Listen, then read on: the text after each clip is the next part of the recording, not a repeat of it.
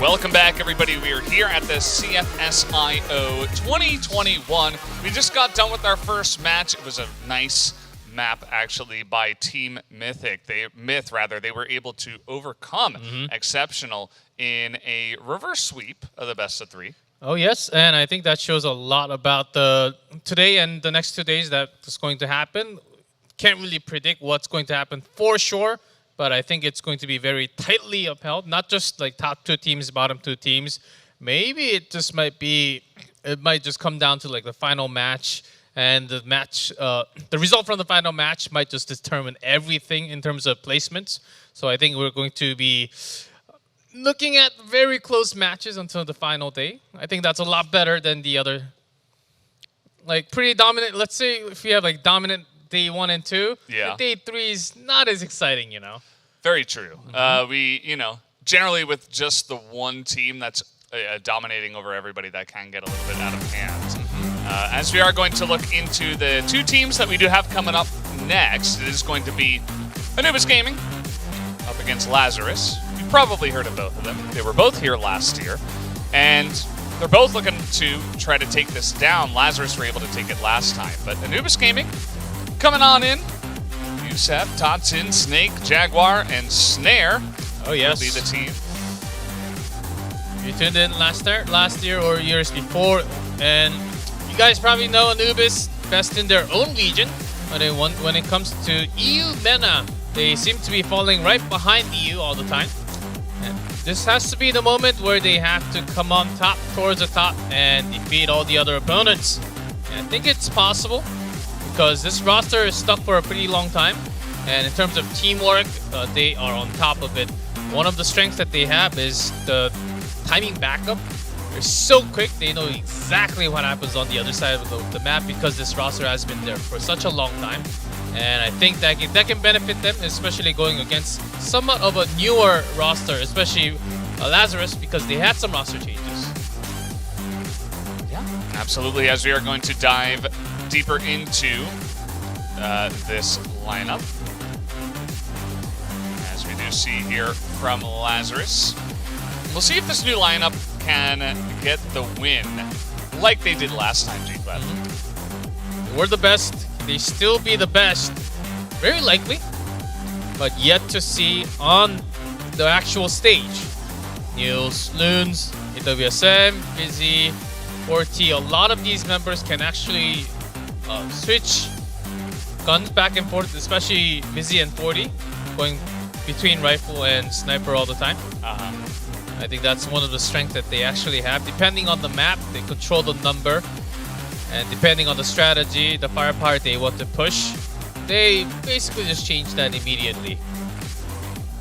Yeah, and we heard some fighting words from 40 in the trash talk that we did have before this did get going. And he seems to be the leader of the team, and he was just basically, very straightforward. He's like, we won last year, we're going to win again, we're going to show you, why we're the best team. And I like that, from the top team, you don't really have to say a whole lot. You're just like, we won last time, we're still really good, we're going to show you again. And, on paper, just looking at the rosters and looking at the results coming into this one, definitely in my mind, they are the favorites to take it once again. So everybody else in this tournament is kind of a challenger, and from what we saw from Exceptional, is there going to be a challenger team from this side, from this EUMENA division? We'll see. Talking about Exceptional, how Lazarus is different from Exceptional is that Lazarus is a team that has less of a swing, I'd say. They're more consistent in their plays. In terms of number, they're much more all around. 40 does stick out a lot of the time, especially for the KD. But oftentimes it is the entire team, not just a specific 1-2 member. They go around, depending on the map. There are a couple of highlight MVP members, but it's like they take turns each time and become the superhero for the team when they need to. When they need a player to actually pull off those amazing moves. So that's the power that Lazarus has. Each and every one of their members can actually be the superstar. Yeah, and that's big, in FPS, in really any FPS game. If you are just a one-man squad, you get isolated, you're not looking at the right place at the right time, you get 2v1s, 3v1s, and then your team is just kind of lost, right? You need the whole team to come together and be able to get the job done themselves. And we have seen that many times, as you mentioned, from this team. Those type of 1v, even 1v2, 1v3, 1v4, those type of big plays, it creates a huge momentum and it just boosts your entire morale as a team up. Because as the Fallen cheering for the 1v4 situation, you're saying, okay, I made a big mistake. Oh, what should I do next time? And then suddenly your teammate pulls off a 1v4 and says, okay, forget about that. Yeah. Like, whoa, let's go. That was amazing. I better just play well as my teammate does. Yeah. There's a lot of things, There's carry potential. There's clutch potential. There's consistency. And okay, so we're having a little bit of some issues, maybe some delays before we do get into this game. It's a minor technical issue that's actually resolved already. They're testing it right now, so we should be able to go underway real soon. Yeah, good to see. We don't want to waste any time here, but yeah, there's like a lot of different things that go into making a good Crossfire player. But guys, we did the map ban picks, so we're going to take a look at that first and see which maps exactly we are going to be playing here for this second match.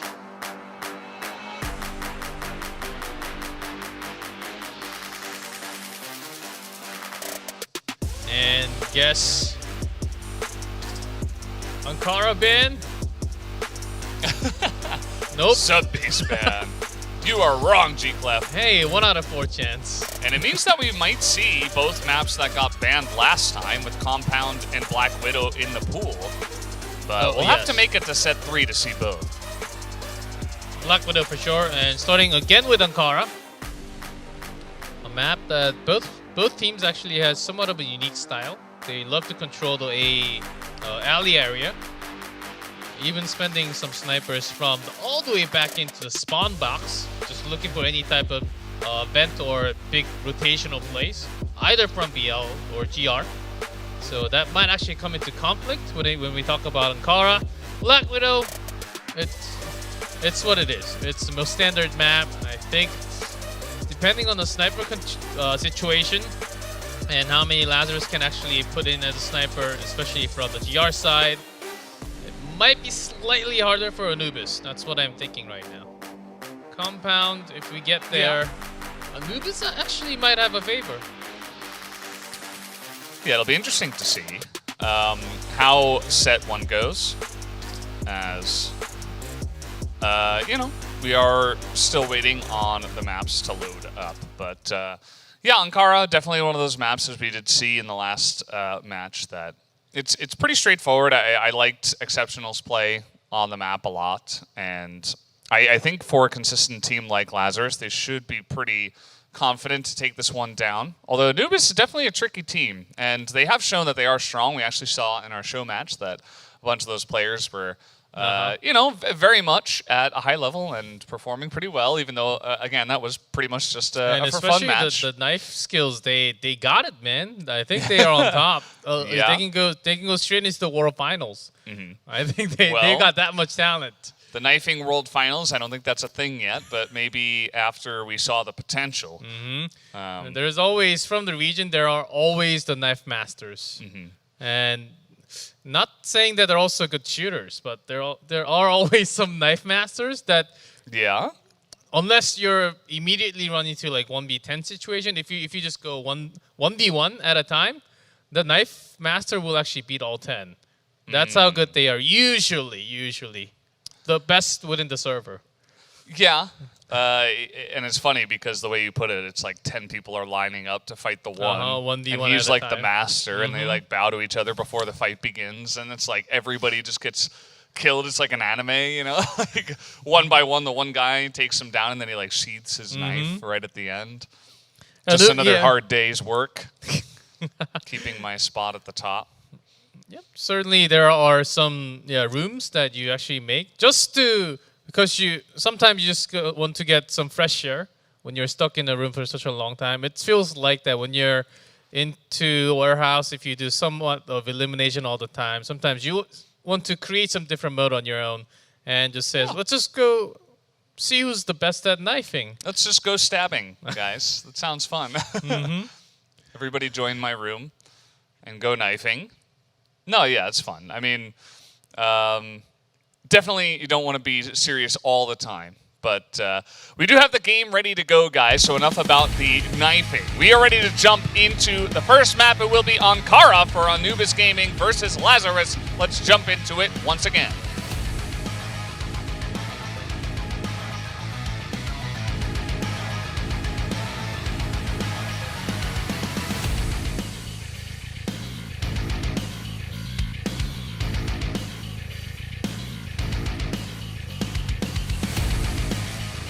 Well, guys, we are getting word that actually one of the players was not able to enter the game. So you'll have to look at us once again. This has happened before, I feel.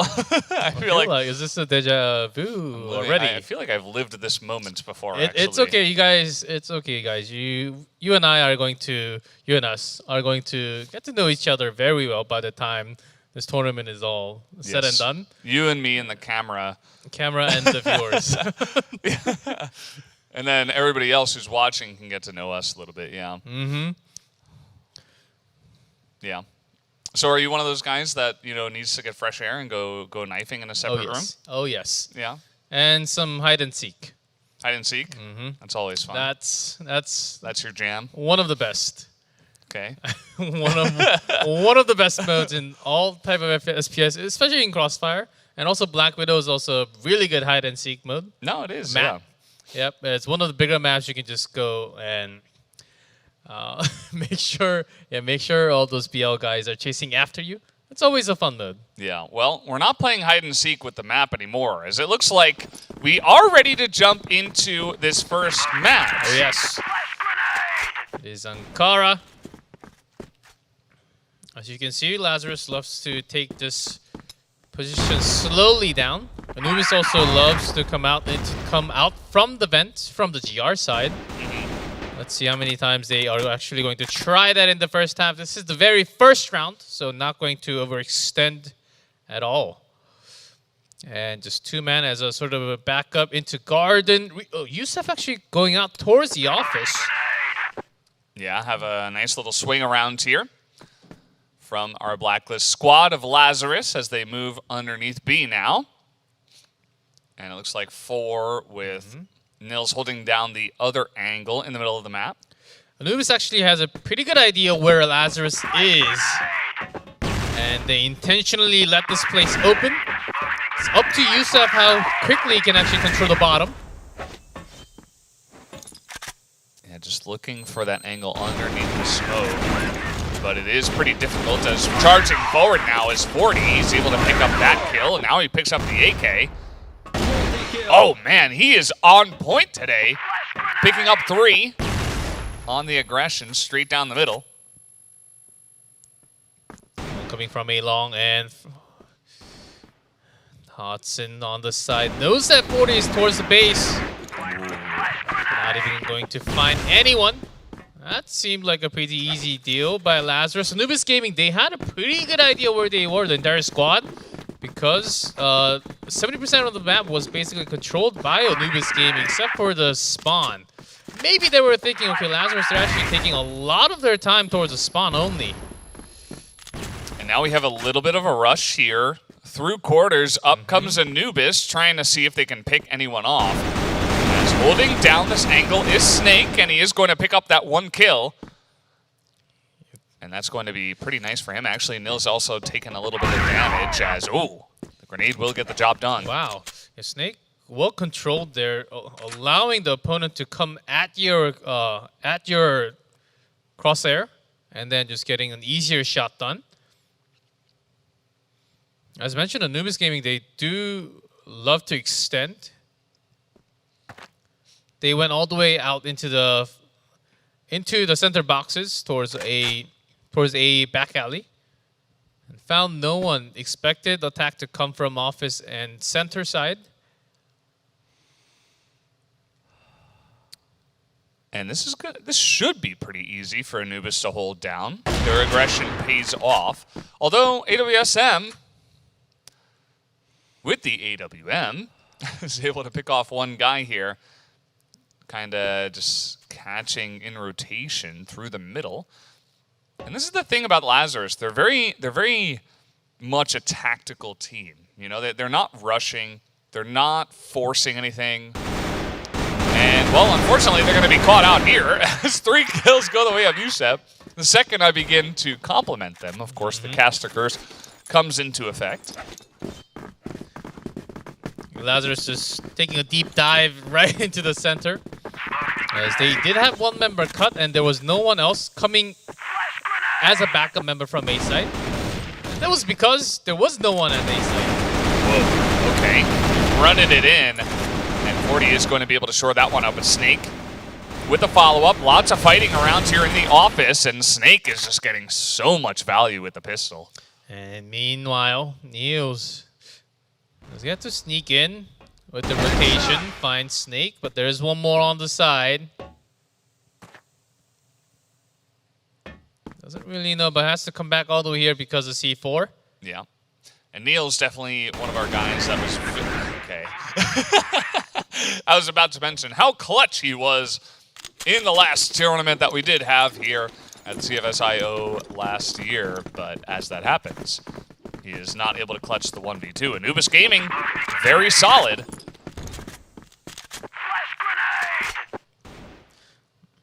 Anubis here, just like the couple of last rounds. BL, they're actually quite passive. Yeah, and from the global risk side, they're oftentimes sweeping the floor. Lazarus should know that those are going to be the rotation and the style of Anubis on this map.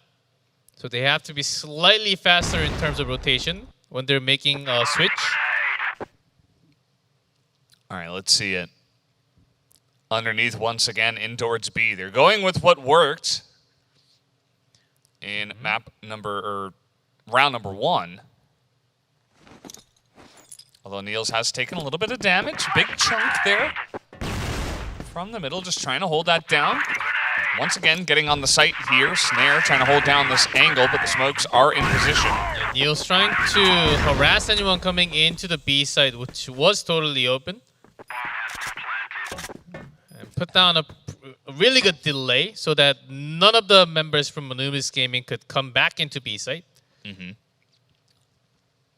This is clean. Niels once again holding down the back angle, but he is pretty low, so he's just going to go back to his teammates. Probably the right decision. As long as secure, the Lazarus should never mind.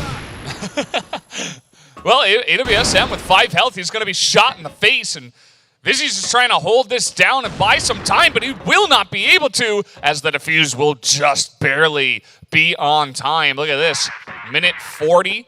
Or not a minute 40, a second and 40 milliseconds is all that is left. And Anubis Gaming are clean. The entry is good, but the retake this time gets the job done. Because Anubis Gaming striked from a bottom side, a connector side first.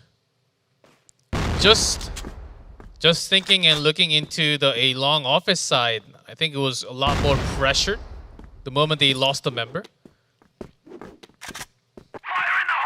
So timing and the order that Anubis Gaming struck back into B side was incredible.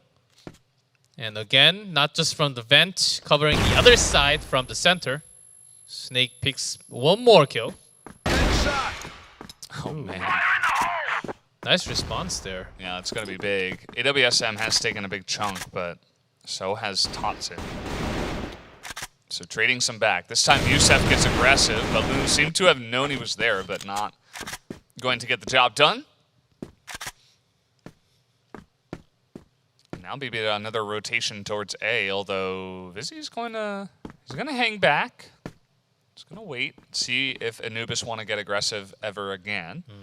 And knowing that Anubis is very likely to rotate all the way into the office or even from the spawn, Lazarus has to sweep, and it takes a longer time because they understand how aggressive Anubis Gaming can be on this map. If you expect the team just to be passive, then you don't have to check all your angles, especially towards your own spawn. But because Anubis Gaming is just wild and they do like to be in unpredictable position, it's taking a lot longer time than you think. Yeah. Only 35 seconds now. Slow push through the office, through onto B long, and nobody is here. Although they should hear some footsteps in just a moment. Yeah, Anubis now, they're basically covering Lazarus now. Yeah, they're going to get the bomb down here. C4 goes down, but Snake immediately comes in through underneath, picks up one. 40 is able to clutch out one kill. But it's not going to be easy for them to hold this. Although, 40 again with the headshot. Toxin is low, and he's not able to get anything. It's going to be all up to Jaguar. BZ is pretty low. As long as 40 goes down, Jagger spots him, Ooh. takes him down with a headshot. Oh, he's able to get the one, but not quite able to get the kill. Vizzy survives with 3 health and secures a second round here for Lazarus.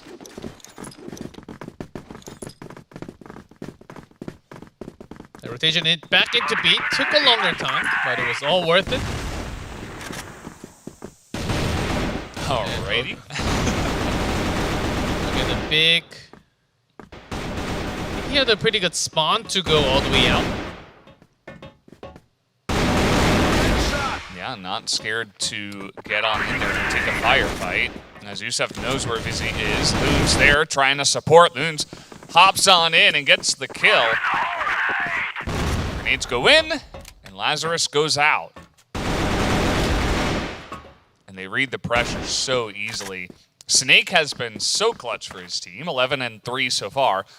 Can he clutch out the 1v3 is the question. And Lazarus being sneaky here, as whenever they went into B side, there was always a rotation into office. Reading that 100%, there is going to be one coming around. Okay, let's just take him down, make this situation into 1v3. Now a whole lot easier and a lot more work to do for Snake, but he's been putting a lot of DPS out right there, 11-3. Yeah, he's the carry, you know, and he stays alive. We've seen this before. We've seen 1v3s, 1v4s, 1v5s here at the CFSIO. Anything is possible. A minute left, and they're going to push in here, down through office, over onto the B site. Snake now knows that there is push happening into B site. But just making sure, because it is 1v3, there's no one coming from the center. Look at this timing. Actually able to get on in there, but immediately Loon shuts that down. The smoke was not a big help for Snake. But 1v3 was going to be incredibly hard to come back anyhow. So matching the round score 3-3. I think Lazarus is now thinking that, okay, our quick rotational B push is actually working out really well.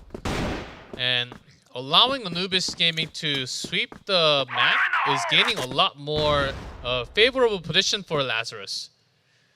So I think they can just continue what they're doing and poking into A whenever they have a chance.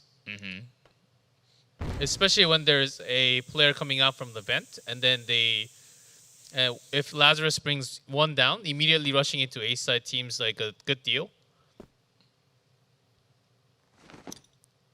Well, I feel like we've seen this before. Neil's just holding down middle. And the other 4 members just moving as a squad. No committals just yet. This is the other thing about Lazarus on Blacklist. They really like to take their time.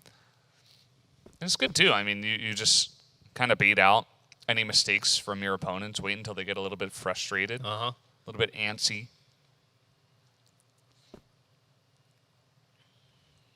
Anubis there. And a good call. Swift. 3-man rotation and totally into B site. Just one hiding all the way into the corner of A site. They are so ready for this. Look at this. Smokes come in. Niels takes damage. They don't care lining up the shots, but he's only able to get 1. And 2 entry kills is going to be big for the side of Lazarus. And because of the smoke, the sniper was basically isolated even if he was next to his teammate. Lazarus just using the smoke as a standard push into B. Yeah. And you know things are going well when you can push onto a site that has 4 people defending and only lose 1. You take the round. Lazarus have come back swinging after going down 3-1 in rounds. So because of that smoke, you cut down the vision from one of the member from out of the 4A sites. Sort of putting one into an island position. And now Anubis again coming all the way out from A long. Already trying this strategy twice in the first half. And Lazarus certainly knows that Anubis Gaming, they are likely to try this. And that's the reason why they always check from the pillar first and then slowly approach. Because GR usually has a better spawn when you're rushing out. Totson's got a good angle here. But it might not matter because he's not actually going to check for this at the right timing underneath. Again, but this time it's 5-man. Whoa! It's lines him up, but at least they're able to get the kill. Good angle there for Youssef, but still a chance as they are able to get onto the site here.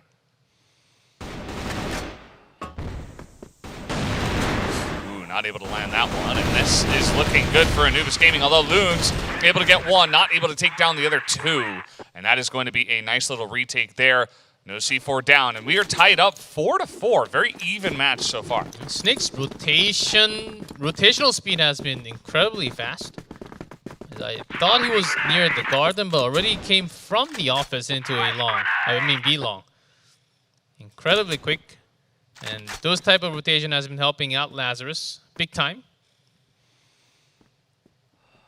And again, because of those aggressive A pushes, it forces out a couple more resources from Lazarus to be used all the time. Again, 180. One from the vent, one from connector. But Lazarus gave a lot of men. It's not just 1 or 2. The distraction is perfect. Totson gets 2. He's just jumping forward. Knows that that's his job. Look at how many low health bars there are. And the grenade was able to put one of the 2 low health. Yeah. And now 40 and Loons up against 3. Not looking too good for them. I think Anubis tried this 180 a couple of times, but Lazarus was not able to really get the information from the vent at all. This is actually the first time the vent player came out and shot at a player. Yeah. The strategy was done, but it was not really spotted by Lazarus exactly. Yeah. It was a good strategy. I actually liked it a lot, the distraction, and then using that for the first time, as you mentioned. And now it's looking like maybe we just push on to A. I mean, the C4 is here. This would be the time that Anubis Gaming... Right now, they just have only 1 player rotating. But whenever this happens, well, 2v3 or 1v3, Anubis would actually spend all 3 members, go towards a BL spawn, and then they attack from the other side. We have not had 1 push onto the A site from Lazarus. Oh, not spotted. In all 9 rounds. Snare now, he's trying to get onto 40. He's got some help from the bird's nest up there, and that's going to be good. Snake picks up another couple of kills, ends the half at 15 and 6. He is by far the best performing player. Oh yes, without Snake there, 40 not spotting the enemy just from the timing, could have been dangerous. That could have been a 1v3 situation with only Snake left alive. A great backup position, staying on top of B site. All right, I think we're going to see very different strategies used here after the swap. Anubis does love to push onto this A site, and we're going to see this a lot more than Lazarus's total of 0 that we saw, obviously, in the last half. Yeah, cutting down with the smoke. And after checking vent, this will be the first A site attempt by Anubis. Okay, Loon's able to get one, but the flash is pretty good. Neil's trying to spray through, gets shot on the off angle. Now Lazarus is trying to take this back, but the C4 is going to go down. Tons of grenades just thrown into that back alley there, and it looks like Lazarus just wants to brute force it with 3 members pushing in. We'll see if it works. There's a ton of smoke down. As Anubis holding down the site, Yusef actually not finding the member, and AWSM gets 3 kills. The entry is so clean, and nobody dies from Lazarus. Those 2 flash blinded everyone. Yeah. And Yusef was just sitting there saying, okay, you flashed me. I'm dead. I'm blind for a few seconds, man. I'm in danger. What a retake by Lazarus there. It was incredible. Yeah. No, Beautiful finish. No one really coming back from the back. Just 3 men. Let's just have perfect flash and just push it with the firepower. Yeah. No shenanigans, you know. No rotations, nothing. They just pushed on in, and it was clean. Anubis, you know, they've been great. I've actually been very impressed by their play so far. They look very practiced is the thing for me. Like, they have a very specific style that is very much the Anubis style, which is, you know, tricky rotations, overall kind of aggressive play, but also just planned strategies, you know, alongside of that. There's some tricks that they have up their sleeve, and also just straight up clean play. And I want to see if they can bring some of that here onto the Blacklist side as well. Certainly after the swap, slower rotation from the BL. But that's the usual Anubis. They're oftentimes on most of the maps a lot more aggressive from the GR side. Alrighty. Striking one. I think going into the connector. Oh. Not looking at the site, and it does look like Lazarus have their angles shut down here. Totson's the only one left, and he's on B long. Up at the top, Vizzy just easily able to shoot him down. A pretty simple round win there for Lazarus. Yeah, Anubis, I think they wanted to get a feel on the position for the backup and the B site. Righty then. That duel. Yeah. Yusef also able to get that long-range headshot onto Niels. This is big for Anubis. Yeah, A-long early sniper fight is not the most common thing. But both player at the same time thought exactly the same. Yeah. It's kind of cool to see. Happens in Crossfire from time to time. Oh, Vizzy, critical information as the other 2 was basically at A site. Yeah. Great play. And he's kind of just running away. He's got a decent angle. Nobody's going to check it. He's able to pick up 2 for 1. Moon's on the off angle, catches snare. This is definitely going to make things much easier to handle for Lazarus. Even if they lose the round, Vizzy is still the MVP. Even if Anubis win, Vizzy MVP of the round. That is a massive grenade. Yusef takes a big chunk of damage. Dagger able to kill both, actually, as he charges through the smoke, and that's going to be big. I don't think give they him the MVP. expected Jagger to charge into the smoke, but that timing was found. Yeah, unexpected aggression. That's definitely one of the things that Anubis oftentimes brings into their play. And it's cool to watch. You know, it definitely breaks up some of the monotony of the rounds that can kind of like mesh into each other. So, you know, just bringing in new and cool strategies, always fun to watch.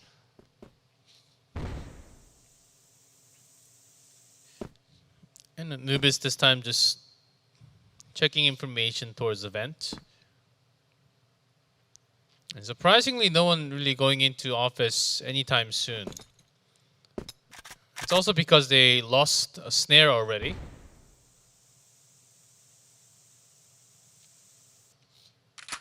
After the initial peeking, Lazarus just staying put towards A site. Yeah, turns out you're not always going to win that duel. Intentionally sitting jump shots towards all the way back from A back, then reaching B site. I think Totson has to be slightly faster, going up the stairs for office. All right, in they go. Busy should know about it now. The information will come in. 40 also spotting the rush coming on. Just trying to pre-fire through the smoke, see what he can see. Maybe he gets a lucky shot. As Anubis will get this down. It is 4v5. The grenade's pretty good. Yep. As a swift entry onto the site now, and Niels will pick up one. Make that two. Not able to land that with the pistol, though, but it seems like maybe the manpower's there. AWSM, though, not able to land that final shot. Has to reload with the pistol, and Jaguar will clutch it. In that moment, when you just run out of bullets. Quite unfortunate there for AWSM. Almost pulled it off. And this time Lazarus responding back, but not quite enough. Oh, Youssef with the double. But it might not be enough here as Jaguar all alone. He was able to clutch it in the last one, but he doesn't have as much health this time. Although, you get a headshot and everything changes. Peekaboo. And Loons, where else on the map are you going to go? We might just see large rotations from both players and then have them run into each other at the most unexpected time. I think so. Which I feel like does give Jaguar a chance, but, well, right as I say that, Loons just has the easy shot there, and that's going to tie things up. Yeah, both players were going into the central area. It's just that Jaguar actually rotated a slightly faster. Outplayed by the speed there. 7-7. I thought this would be one of the better maps for Lazarus to begin with. But Anubis Gaming, their style has been putting Lazarus to test. Yeah. Slow and steady for Lazarus. You were talking about how this team is very much consistent and it's a full team of 5. I mean, look at their score lines right now. It's like, okay, everybody's within 9 to 12 deaths, and so 40 has 12, 10 to 12 kills. You don't get to kill this round. Make sure your teammates follow up first. It's just it is a unit when you do look at it, and I feel like they don't have some of the high highs that some other teams like Anubis, like Exceptional, can have, but the consistency, it's just like a slow-moving train that has a lot of eventuality to it. It will reach its destination eventually. Let's see the bait plays for snares. Fake attack into A. And then a quiet B rush. Quiet until right now. Grenade is good. Gets a bit of damage there, but the kill from Snare, able to trade that one back. 40 not able to hold down the middle area here. AWSM is going to have to take his part, and he will get the job done. The grenades are coming in now. 3-on-3 with the C4 down on B. Some rotatos coming out here. As Loons trying to go all the way around with the other two members. Trying to brute force it just a bit. And the pre-firing will go the way of Totson here. As long as Totson stays alive all the way on top, it's going to be easy.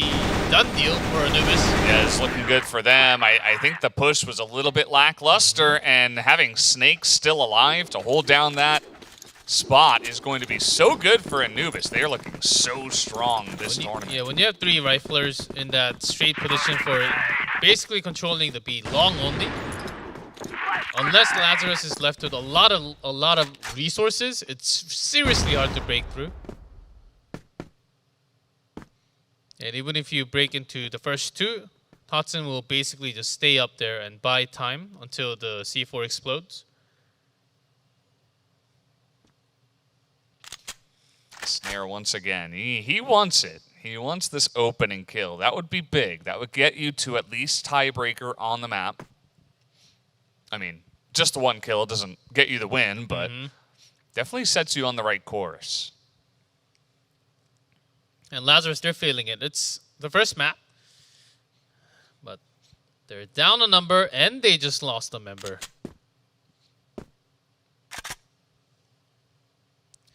So they do have to take a risk, leave B open.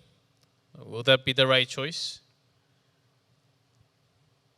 Except for the very first couple of rounds, Anubis Gaming, it has been solely B-side attacks. Vizzy, I think he's reading this well. Yeah, Vizzy, I think, heard a lot of movement. Yeah. Should be getting the calls as the rotations are coming in now from Lazarus, but 40 is already down, and they're on the site with the C4. Good angle here from Vizzy. They were not expecting him. Yeah, Vizzy's position is critical because they were supposed to control the office side, but now they don't. Snake is just running on in. He's like, you're not able to get any position here on the site. I will shut you out. Coming from the back, just getting one. Yeah, but still Jaguar is able to poke out while they're distracted. 2-on-2 now, 18 seconds left. The snipe does not land. Snare now is just pulling back, trying to delay, trying to buy some time. AWSM, they don't know where Snake is. Is he able to get one? Can he get the two? Yes, he can. That is a big clutch play from Snake again. The guy has 20 kills in all of these rounds. He is clutching so hard. And a single round away from closing down the map. What a play all the way at the end, because there was still a half shot towards Vizzy. It was super low on health. Bullet barely went through Vizzy's cloth, and he went down because he was so low in HP. And Lazarus, it's getting close. Yeah, this is pretty rough now as Lazarus. I mean, you have really not been able to stem the tide of any of these pushes. They've got a couple, but it's been Anubis Gaming that have been mostly in the driver's seat after the swap. And certainly the tactical choices from Anubis has been B-site. Now with that poke, jump and rotate into the backup site. That was a pretty aggressive angle he was taking. He's not going to commit to it, as will the A push actually come in here? Yeah, but Snare's movement towards connector could have been dangerous, but understanding that Lazarus is the one with the pressure, they can't really come out and make those bold plays. We got the picture-in-picture here. That's pretty cool to see. Neil's trying to shut down the stairs. He's able to get one. Jaguar with a good angle, but AWSM is able to shut that down with 40. And now the two of them on the stairs trying to get that final kill on a Snare, and they will be able to, as 40 will clutch it out there with the pistols. AWSM, they're guarding well with this on the stairs. Really helped Lazarus to win that round.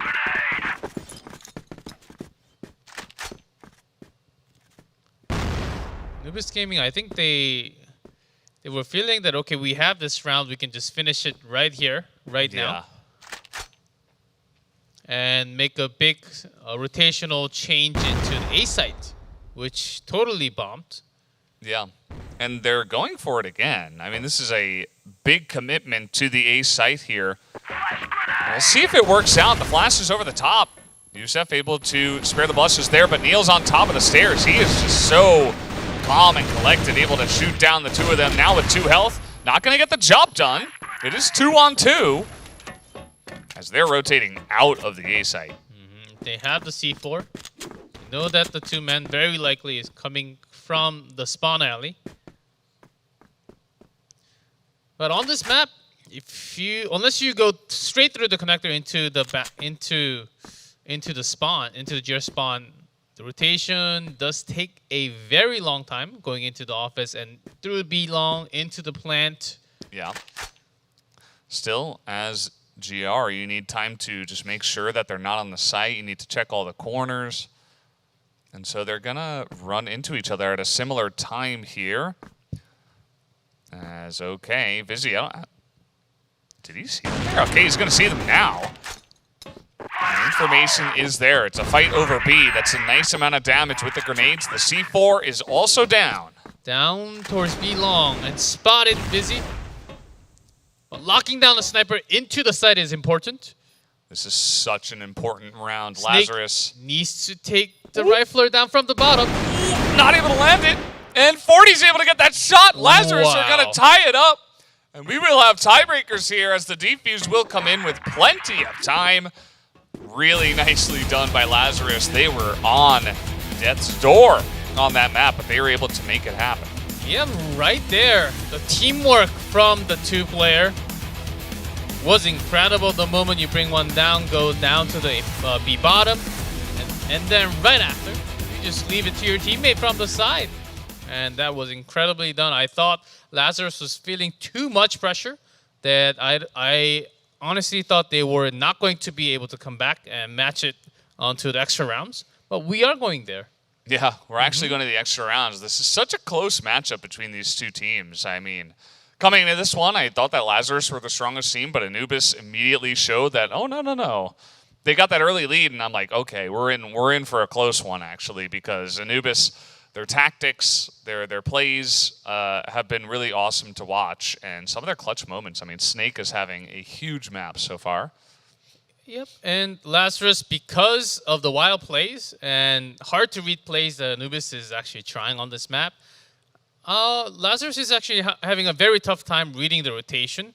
And not just reading the rotation, when you're thinking about what your opponent's going to do, you have a harder time deciding what you want to do. So, and in terms of the first map, maybe it's just because it's the first map of the first match of the tournament for Lazarus, but they have a lot of experience, and I think it's about time to switch gears and go slightly quicker into rotation. Well, we're right in here into the tiebreaker round, so we're going to do 3. And Lazarus is going to do just that. Rush immediately in B site. Wow. Not wasting any time. And actually, the push out into A is a big detriment now to Anubis. I think that's exactly what they thought. Anubis, GR, they're going to push out from A site again. And this time, so far 5v4, it was not the best play. It was absolutely a great start here for Lazarus. Lazarus 5 rifles. Yeah, they're on the site. They have position. Snake comes in. They take down the clutch member first, but Jaguar, he's looking to step up. Maybe he can get something done, but all of his teammates are down, and Jaguar gets a third, but that's not going to be enough. Yeah, but still Lazarus, even after losing 2, they still had 100% control of the B long, and no one was coming from Anubis from the opposite side. They didn't have enough rotational time because they came out from the A site. So Lazarus just striking right into the backbones. Yeah. And now you get that early round win. You're feeling comfortable. You can kind of slow things down a little bit. You can say, okay, let's look for picks. Maybe Anubis Gaming get frustrated. Maybe they push. It's not going to be the case. Anubis Gaming very collected at the moment.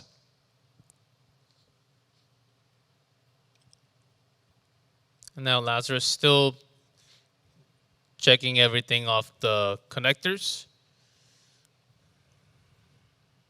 And Anubis Gaming from GR trying number 2, having Youssef control the office side.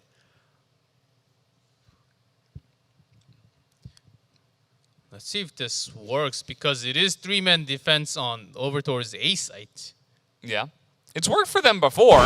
Snare's not able to land the shot. Doesn't feel the timing correctly there. And Grenade does a little bit of damage, but the site is secured here by Lazarus. Up to Youssef. It's up to how long he can actually not die. He doesn't have to go out and get the kill. As long as he stays there, it's going to build pressure.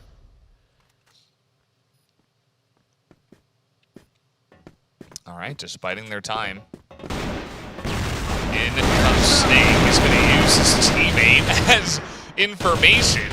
I kind of like that idea. If you're Snake, that's a couple of kills, but Snake will go down, and Loons picks up that final kill as well onto Snare. So that's 2 in a row here on Blacklist. This is big for Lazarus. Lazarus's B long defense, whenever they take the first position into the site, has been win all the time. And because of that, I think Anubis Gaming has to defend a lot more towards the B side. And that's exactly why Anubis Gaming just sort of leaving A side open with a sole member and then reaching out towards into the office, into the central lines, and then back up. Oh, here we go. Just rushing into A, and the entry with the pistol is coming out from 40. This is just dominance from Lazarus. They are angry it even got to this tiebreaker. Critical moment where Snake needed to pull off few kills. Alright, well, pushing in now. The retake from Anubis is big as Totson is over the top. Izzy is not able to clean it up. That is really nice from Anubis to make that last round happen. Immediate 3 rounds. And a huge win. A huge win for... It was incredible. Lazarus, we were just talking before we went into the extra round that they need to switch up something and go up with their usual, because in terms of speed, they can also bring speed, but they showed none of that in the first half and the second half. The moment they showed that power in the extra rounds, Anubis Gaming, they sort of fell apart. They definitely did, and you know, at least able to clutch that last one and kind of give themselves a chance rather than having to win 3 rounds in a row, which we see is very hard even for Lazarus there to pull off. But now swapping sides, I thought that Lazarus were pretty decent on the GR side, especially there towards the end. I wonder if they are confident going into this one, as we do have the game loaded up once again. Let's check it out.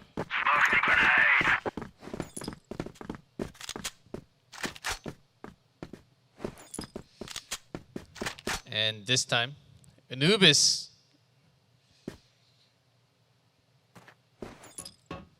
Right, the push into the vents does not work. Loons is right there. He gets a ton of information. Finds Snare as well, and nobody on Lazarus dies. Even down to the last moment, Lazarus are 1 round away. Super close.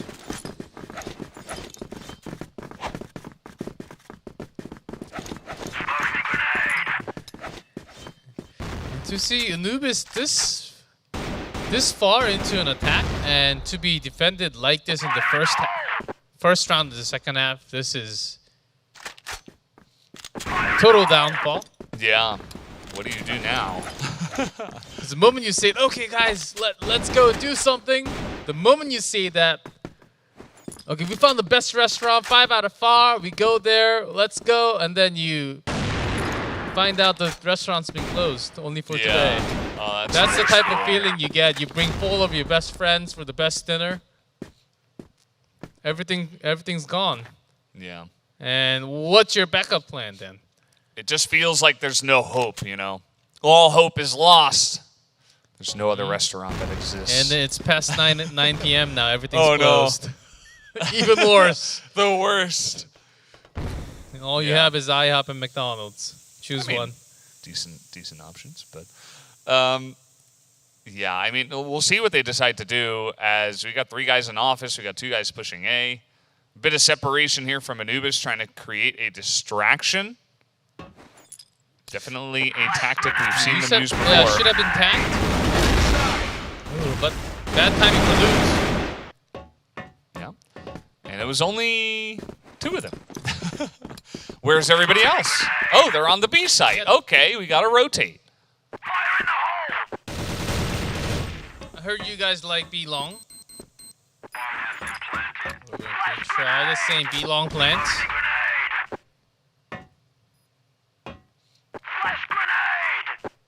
This is a pretty good position for Anubis. 4v4, they have the better health bars. They have the bomb down, but that's a nice entry from AWSM. Neil's on the site now, finds the angle over the top. There's only one more guy. It's Totson, and he's behind everybody, and he will be able to clutch it here. Oh my, and AWSM took too much damage and fell down and died. Oh boy. In the heat of the moment, things happen. Oh, not the best though. If he was ever alive, could have been a different story towards the end. 40 He's trying to take this into his own hands. strikes out with a sniper on his own. What a crazy guy. That is very apparent. Here at the last round, trying to do something unexpected, trying to take an aggressive position. He's able to get one. Vizzy in a great position here. Catches Youssef on the rotation, but again the C4 is down. And again Lazarus will have to retake.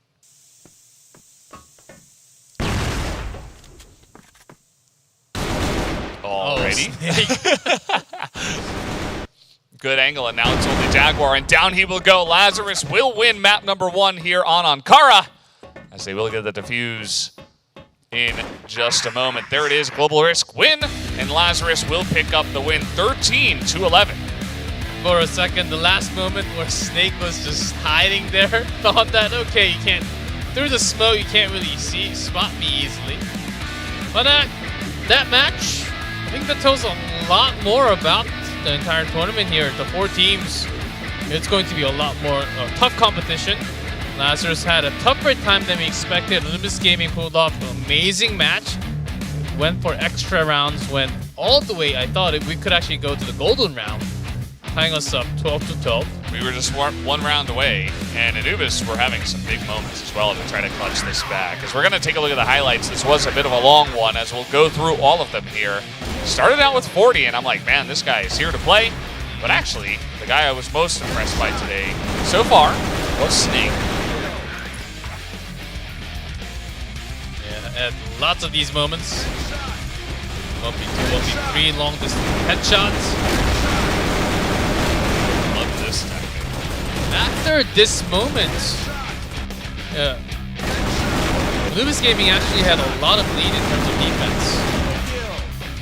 And Lazarus couldn't really bring any type of speedy plays after getting trapped by those positions. Feels very unhappy.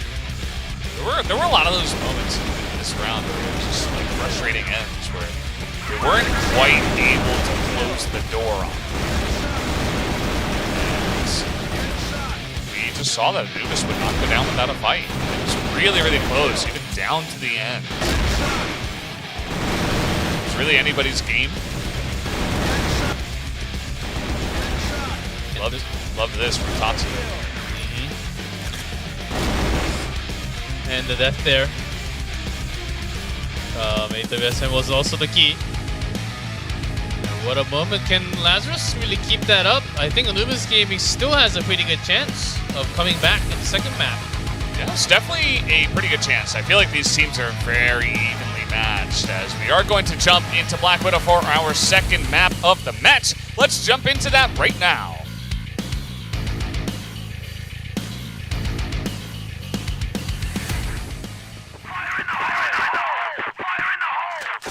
Alrighty. Welcome to the Black Widow. Welcome. First time here today, and for the tournament. Although it should be very well known for everybody who is watching. Everyone. Every single person. If you are that one guy out there, welcome to Crossfire. We have some fun stuff going on here. Other maps for Anubis Gaming, they do like to reach out. But on Black Widow, with Black Widow, not as much. It is also because this map's one of the larger maps in terms of rotations. Just falls back, doesn't even go for the trap spots. All right. Bomb is down. Yeah, easy bomb plant. Yep, they were able to to push out the one member who was in there defending. Snare is able to get the snipe kill. as he picks up another, has the 2 kills for his team. They know that the bomb is for the A room. BZ stay alive. Great angle, pops out the door and actually sprays through alongside of Niels, his teammate. The rotation is read very nicely early on. Like to try Anubis Gaming spending a lot more men from the waters. Because the bomb plant was actually supposed to be on the other side. Anubis rushing out from the A short. Trying to make some plays. And it does get shut down. Those 2 guys are taken out. And we got a pretty nice spread from Anubis, but they are down a member. Uh-oh, Tatsun might be surprised. Oh, there it is. Takes his helmet off. And now 4v2, you've got the C4 over here. I think it should be a relatively easy push. Snare's incredible at picking anyone off, going towards the waters.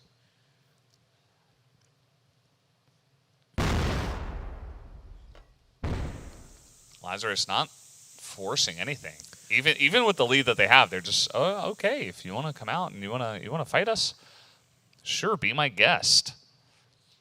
And Lazarus with more men, they're taking a longer time, expecting Anubis to make a big rotation towards A. I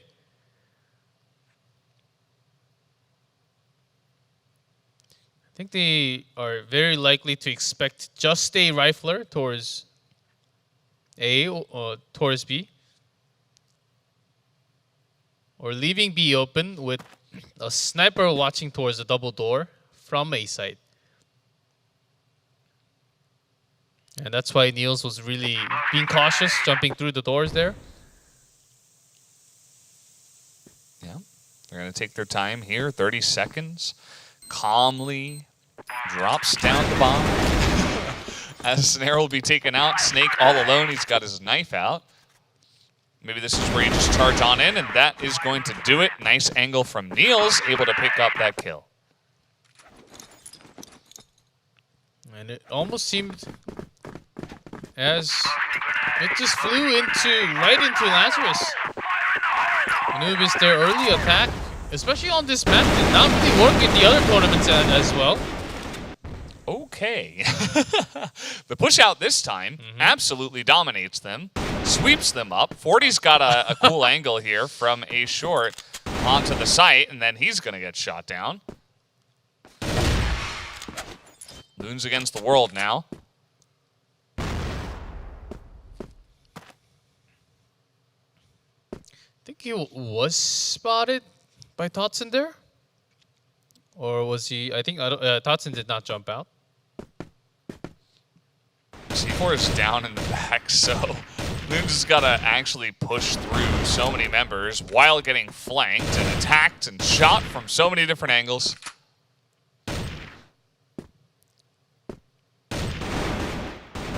Still have a minute 20. Never mind. I like what he was trying to do, but it's not easy. 1v4. Anubis, this time their aggression does pay off. We'll see if they go with that again.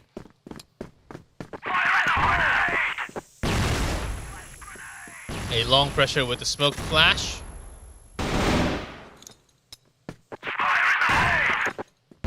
It is not actually 40 taking cover of the A long with the snipe. Now is going to come and maybe switch C4.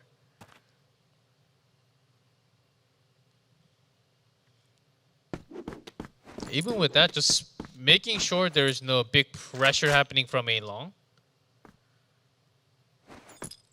I don't recall Anubis Gaming putting pressure out from GR side into A long. Not as much compared to the other teams. And Lazarus, I think, they're feeling that pressure. They're feeling the rotations, and they're going to try to take this area of the map now, slowly but surely. Nobody on the site from Anubis, which is, pretty common strategy. You can keep a couple of people up on short and just hold the angle, and you'll feel just fine. You can only also hold mid with a couple of extra people up there. as Snake will be the first one to call out what's going on. He's able to get that kill and will back away. Ooh, nice shot through the smoke. Snared the spot one, but missed the shot.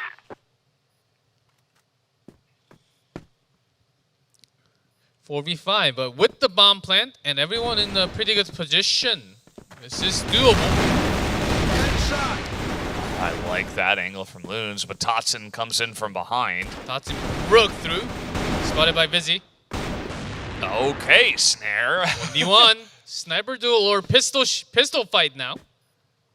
Yeah, 40's still got his out. He's going to go for the defuse, actually. He's committing to it. There's not that much time, but the shots come in, and 40 will snipe him in the back. Perfect timing. That was scary, but Lazarus do get it in the end. Yeah, Snare, I thought that was an incredible move. Almost pulled it off with the defuse. Because it was not the last second defuse. It was early on. There could have been enough time. But 40, he's an experienced player. If he hears nothing else, oh, he might be just going for the defuse. Yeah, with a nice check, Lazarus is going to lead. Couple more rounds. This menu already from BL is a great start for Lazarus. Oh, yeah. It's a good start. We'll see if they can continue with the consistency. It's definitely looking different compared to what we saw on the first map. They're able to get the lead this time around. So this time a long extension all the way out in the back from Anubis. And this might actually work out when there's a short rush. As long as Totson keeps his life alive. Even better, keeping two men a long. Locking down one of the sites. Oh, Snake. Snake is on fire today, man. Yeah, he is. I mean, without him, Anubis might have no chance. WSM, that's a great position. But loses that tool. Yeah, Jaguar will get taken down, though, and Niels comes through and helps out. There's a double. 40 picks up 2 as well. And that is a big win coming out from Lazarus. They felt the pressure so well and were able to respond in very quick time. I honestly thought Anubis Gaming also had a pretty good chance of taking that back because they still had full control over A long. So less options for Lazarus to actually pull off. They only had control from a short and along from the backup line towards the GR spawn. But some tricky position from Lazarus there. And great shots. Yep. And we talked about 3-1 being strong. 4-1 is even better. Even if you lose 4 rounds in a row, it's not going to feel good, but going 4 and 5 is not so bad. Let's see how many extra rounds they can pull out from this. And Lazarus now. Fake flash into A and then 3-man into B site. Jaguar flashed out the door. Able to actually push through was AWSM, but immediately gets shut down. Yeah, AWSM was a sort of a sacrifice in the middle rotation there, but losing Niels also is a big pain. Can they make it work with 2 less men on the line? Shots here not quite landing for Snake, but he is still alive as OK, trying to hold down the site. It's up to 40. Still 21 seconds. He's going to push through the smoke. They hear him, but he's still spraying, and he's able to take down 2 and 3. 40, what a clutch moment. Able to get another round for his team. Insane sprays with just enough bullets to take the final kill. 2 through the smoke, and then immediately turns for a 3rd. This first half is over, man. Okay. And as we say that, Snare just says, okay. Yep. Massacres, just, normal things here. Yeah, cool move. we can do the same. Yeah. Jaguar in the back now. The grenade is massive. He eats the nade. Yeah. Have it for lunch. Wonder how they taste. Not good. Spicy, huh? Whoa. Jaguar, he's back with us. the nade may have I think done that a little nade bit more almost damage. killed him, right? Just a bit. Pretty low, yeah, pretty low. Yeah, just gonna flash and Yeah, plant. that flash might kill him. Had the flash for dinner and then the bullet for supper. We are in Lazarus Town right now. They're not really dropping much outside of the one map. Only one person goes down, and 6-1 now is the score in favor of Lazarus. Ever since Anubis reached out from the GR side, the defense has been weak. They couldn't really get good position. When they could have just stayed in their favorable position, these kind of sneak peeks out from a short, a long into the double doors was picked by Lazarus every single time, except for that one round. And that's the round that Anubis Gaming won. Okay, pushing Again, out on rotation. A-long. Loons is trapped though. Yeah. It's going to be nice. You know, you don't always see that from Anubis. And now a headshot in here. Boxes. And then immediate attack. I thought Lazarus was going to try some timing attack instead. This is looking good for Anubis. The push gets totally shut down by just a couple of good shots. Takes a lot of power away from Lazarus. Yeah, that rotation was naive from Lazarus, maybe taking too many rounds in the first half. Oh, that was way too easy for Anubis Gaming to take care of after taking down Loons from A-Long.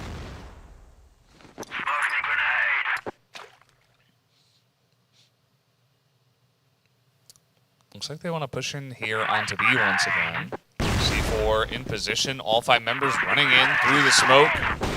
Youssef behind the box, but he gets headshot. Jaguar not able to do the job either. The 2 defenders will be taken out. And because of Snake all the way out, a long rotation will take at least 10 more seconds to come back into waters.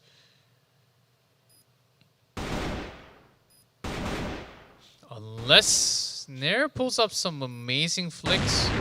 Oh, Because he's like, yeah, you know, I think I'm not going to peek there again. And that's gonna be AWS clean. eventually gets a shot. Wow. Yeah, nicely done. 7-2 on BL here on Black Widow. You got to hand it to them.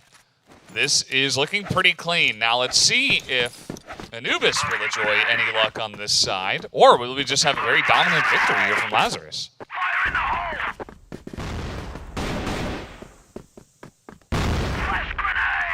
And after these type of first half from BL, when second half starts from your low risk side, you say, okay, let's just do nothing and just go standard. All the rounds will at least block 3 rounds. That's the type of thinking you have. And sometimes if you are trying different things, it doesn't work out when you're in the lead. So I think these are the smart and standard, safe type of plays.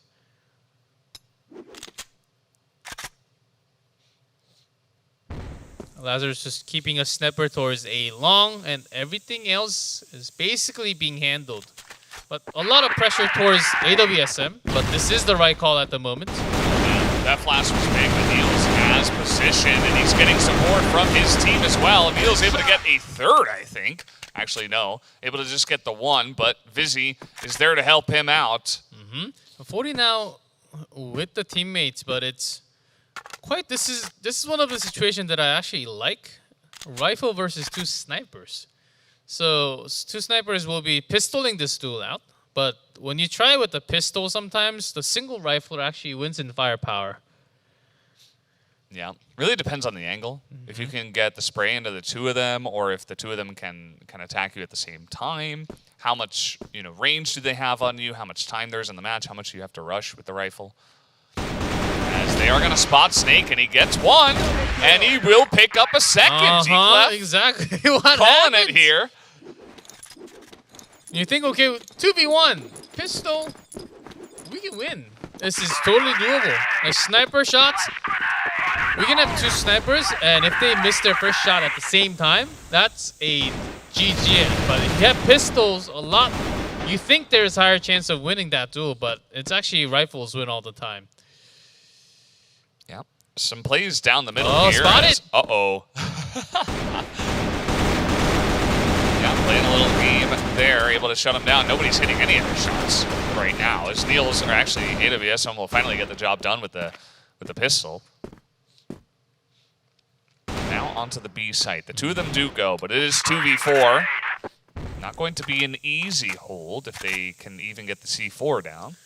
Yeah, these guys are pros. Usually finish all the duels with a single magazine. But in our fights, 1v1 situation, we spray everything, both run out of bullet at the same time. And then there's that awkward 1 second where we're both reloading. Yeah. Neither player switches to a pistol for some reason. As okay, Ooh, Yusef, Yusef, Yusef, no, not Almost quite a able to four. do it. Nice try though. Hasn't had much luck so far on this map, but he's able to pick up 3 there. Yeah, AWSM right there, just finishing out with the Eagle. A real close moment. Yeah, the push this time on a long from Anubis, just seeing what they can see, but Lazarus will not be peeking. They can play it safe from here. They don't have to make any aggressive plays, although we do have AWSM pushing up on short. At least not yet. As Anubis Gaming, can they really find some momentum? If they give 2 more to Lazarus, it is all said and done. So I think losing water and checking towards A is a safer option. It seemed like such a good angle for him, but he just got shot down so quickly. The flick from 40 is on point too, but he's immediately going to get shut down. And now the entry onto B is in effect, but Totson is not here. Exactly, and Loons had no idea. Yeah, he's like, wait, that's not possible. What? You can't be there. Well, technically it is their own base. Yeah. He's just late. He seemed so surprised. Hudson usually the player that does like to come around, along with Snake. Both Lazarus members solo. Neil's able to trade 1 for 1. Totson will go down. But there's a C4 now. And how far are you going to go? Oh, I think they're going to run into each other. That's the shot from AWSM. Will secure a 9th round. And they are 1 away from taking this down. Anubis Gaming, are you really going to go down without making your own plays? I don't think Anubis Gaming in the second half has made their own play at all. Oh. They make their grenades. That's what they do.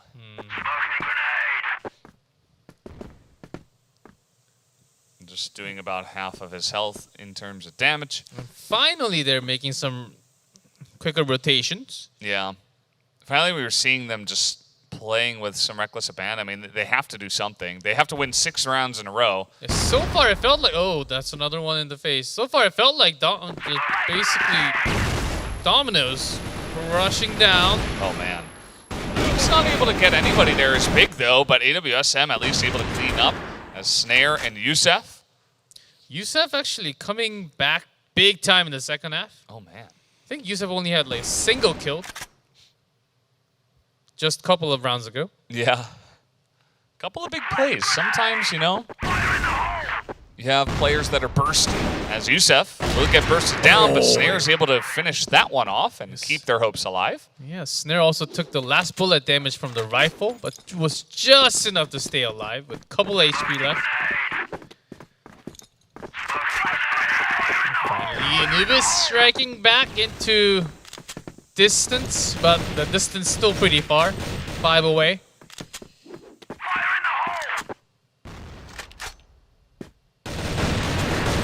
Not able to land that one. Loons will be able to secure the kill onto the sniper.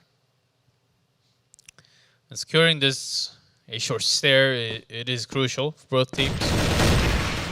Okay, Snake. Maybe you're the guy to clutch this one out. The kill will not. AWSM. Yeah. He can't secure those very important kills. Now 40 pushes through and goes down. Oh no, AWSM was the point. Had a target locked on, and when he saw the second target, he actually dragged his mouse to a new target before finishing first. I like Vizzy's position here, but it is 1v4. We're not going to know exactly where he is. So he gets the one, and down he goes. So nice try, but Anubis Gaming, you know, bit by bit, we've seen crazier things happen. 5-9, they just need 4 rounds in a row. 4 rounds in a row, and so far in the second half, already 3 in store for Anubis. So the comeback is starting. Lazarus only a round away from a match win. Yeah, Lazarus, you just got to hold on to your mental and just not freak out. You know, you lose a couple rounds, you feel like the game is slipping away, but you're still only 1 round away. I wonder if Anubis found the A-side hole, because oftentimes it has been held by AWSM solely.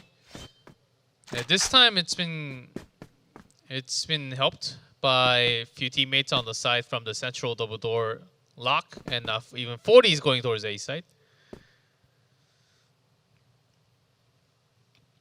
And Anubis Gaming, is it just water or double door and B side at the same time? I like this double door play. This is, you haven't really seen this all too much. It's less common play. Yeah. It's super risky because you have to cover both angle. Yeah, but they get the smoke down, and there's 3 guys on A right now. Vizzy is like, wait, nobody was covering that? Niels goes down, down goes Vizzy. And there's only 1 snipe kill from the opposite side. The site is secured here from Anubis. Ooh, and 40.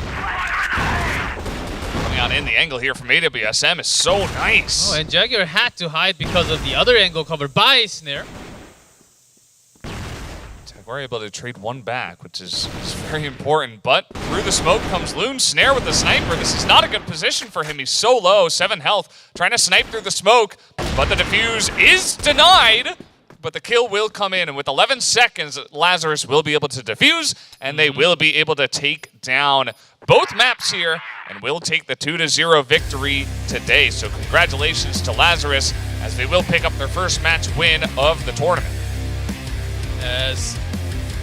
As the tournament favorite, they really showed their moment, especially when it came down to Black Widow, the classic map. Whenever we go down to the classic map, usually we see the experience and the power, the real firepower, the pure power that the team has on this map. Other maps, some momentum shift, some gimmicks can happen, but on this map, usually the favorites do come out with the win. Yeah, they get the job done. You know, it wasn't easy. I think Anubis put up a really good fight, and they proved that they deserve to be here and that they're not just going to go down very easily. So you can see the double set win on both of these maps. We had Ankara and then Black Widow, as Lazarus will take 13-11. We did go to tiebreakers there, but they were able to secure that, and then 10-5.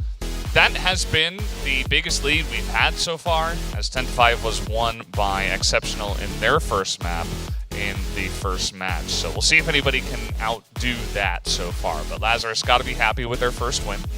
Yeah, we'll be having an interview with Lazarus, but Anubis Gaming, maybe they put too much strength into the first map, and they sort of lost it when we came back into, and especially after losing a couple of rounds for Anubis Gaming when they're defending from the Global Risk side, and nothing really worked out, so they went back to their original type of strategy, which they don't actually do as much in Black Widow, and it doesn't even, not just for Anubis Gaming, for in general, it doesn't really work as much from the Global Risk. They just thought, okay, let's just try the similar things that we tried from the first map, and see what happens, and it turned out to be even worse.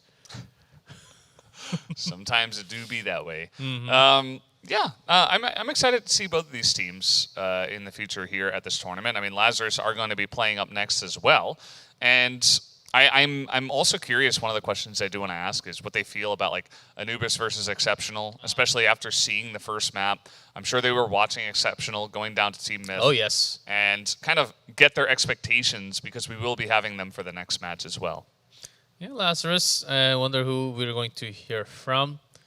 I think it has been a lot of time. 40 We had a lot of Niels as well. Niels too. I think he did like the championship after winning the finals. We had his feelings that time around. So yeah, maybe we hear from him. Maybe we hear from someone new this time.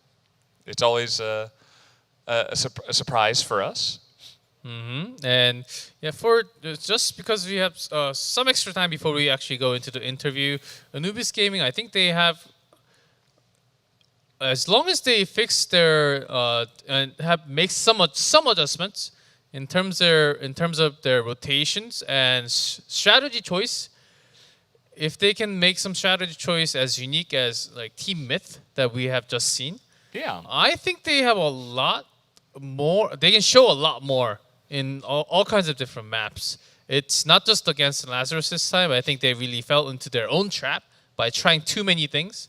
But sometimes narrowing down your path and focusing on a few less things can actually work better for the team. I think this is a team that can do so much better when that happens. So I think Anubis Gaming, if they can find that after this first match, in the upcoming matches, they should be able to perform a lot better. Yeah, I mean, clearly the individual players and even as a team, they are their mechanics are solid, right? They're good at shooting their guns and throwing their grenades, right? But sometimes strategically, we do see them fall apart a little bit. You know, maybe a little bit of a mental thing as well. You know, trying to grab on to exactly, okay, what is the goal? What exactly should we be doing?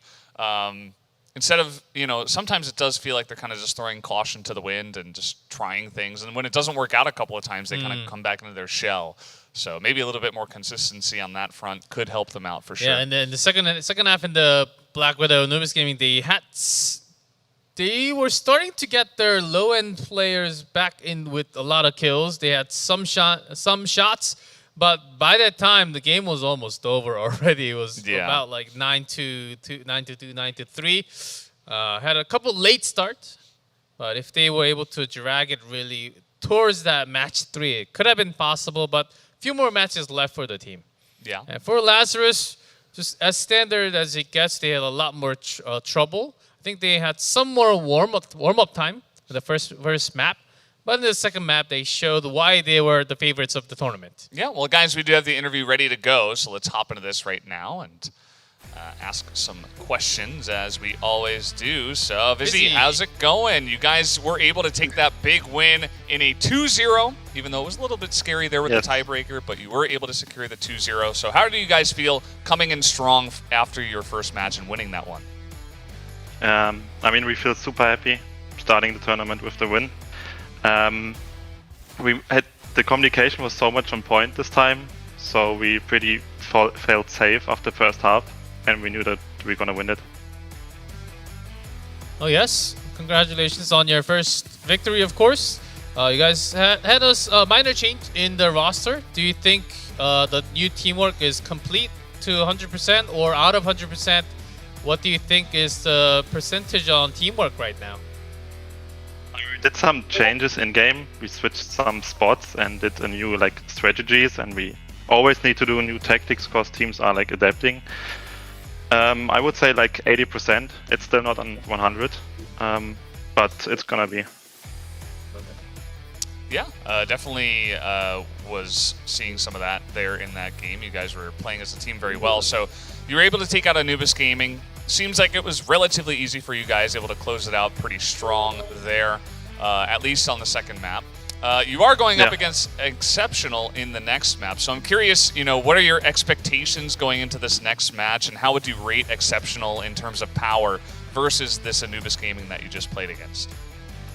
I mean, they're very good individual players, but teamwork-wise, they just re-teamed with the original team before. So I think that teamwork is off, but the players are still really good, so we can win it, I'm pretty sure. Oh yes, seeing signs of lots of confidence. How confident are you guys on winning every single match until the end? I think it is possible. It is possible, and from the first match and all the matches that you've done before, I think there are signs. I mean, if it's gonna stay like that, the communication on point, like before in the match right now, we can win every game, pretty sure. Yeah, I think we're, as G-Clef said, I think we're beginning to see the signs of that. So best of luck to you in the next match. And once again, congratulations on the big win. And thank you again for the interview. Thank you. Thank you. And he seems very happy as his team, And the confident. communication is on point. Everything's going strong. And that's exactly what you want when you begin a tournament, that things are really, everything's kicking into high gear at exactly the right time. Yeah, that really showed towards the last round of the first map. And they held it together. They could have lost the first map. But ever since then, everything just started to flow into them. The Black Widow wasn't even it was an easy map for them. And with that big of a gap towards the end, 10-5, only half round taken away. And that's a great start for Lazarus because they got a couple more rounds. And other teams might be challenging in different ways. But I think they still hold the name of the favorites, and I think they still have the best chance of winning the entire thing. Yeah, it was definitely looking good after that one. But guys, we are going to take another quick commercial break. When we do come back, we will have that final match of the night, Exceptional up against Lazarus. Don't go anywhere.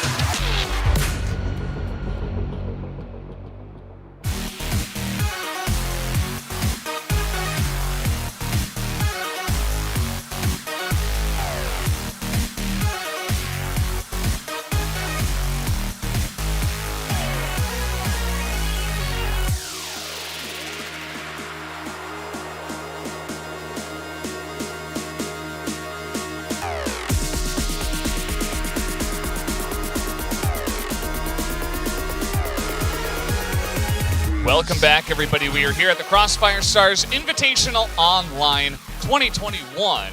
We are back here, of course, with our third and final match of the night. Exceptional up against Lazarus. Lazarus getting a big win, 2-0 in maps up against Anubis Gaming. And we're expecting them to have some luck against Exceptional. And it's going to be the highlight match of the day, or as we thought was going to be the highlight of the day, but Exceptional not really performing as well as we thought from the first match. And Lazarus carrying a big momentum win versus Anubis Gaming actually might not be as competitive as we think. But let's wait until we actually open the box and see what actually happens. For now, Lazarus seems to be the total favorite of the group entire section here from EUMENA division.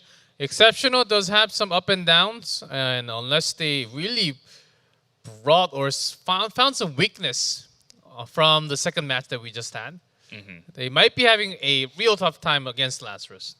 Yeah, we heard from Penguin, actually, from Team Myth in his interview that he felt like halfway through the final map, Exceptional just kind of collapsed. Their mental just went out the window. They were getting tilted. It wasn't looking great. And we also heard from Vizzy from Lazarus that he feels like although the individual players are strong, their teamwork and their communication not as good, at least as Lazarus's. So those two ideas combined with a couple of players from two separate teams kind of brings us to the conclusion that perhaps, nice save there, perhaps, Exceptional, although they do have the skill, do they have the teamwork to actually pull it out and the mental fortitude to not collapse under some of the pressure, especially halfway through a very key map. So Lazarus, we saw that they weren't collapsing under any pressure. They went to tiebreakers, and then they were able to go on to the next map and clutch it out very cleanly. So, they definitely are the favorites coming into this one, and I want to see something a little bit more ensuring from yeah, for sure, because and they have a lot to do, not just in game. First, because they do like to ban sub base, but if they ban sub base, I think Black Widow is the map they usually really have to ban against Lazarus today. Yeah. So and they only have one. True. So either I think Black Widow is actually a safer ban choice. And I don't think Lazarus will be banning Black Widow at all. No, I think you leave that open. So your ban number one Yeah. from Exceptional should be Black Widow. If I'm the captain, I think I'll go for that choice. Yeah, I don't think that's a bad idea. It does mean that maybe we do get to see Compound this time around, which we did see was the first ban actually from Exceptional in the first match. So it's kind of like choose your poison, and it's rough when you're up against a team that is very, very strong, very solid. But as we do have some extra time, we're actually going to take a look at some of the highlights from match 1 and match 2, just to reaffirm your memory of what happened.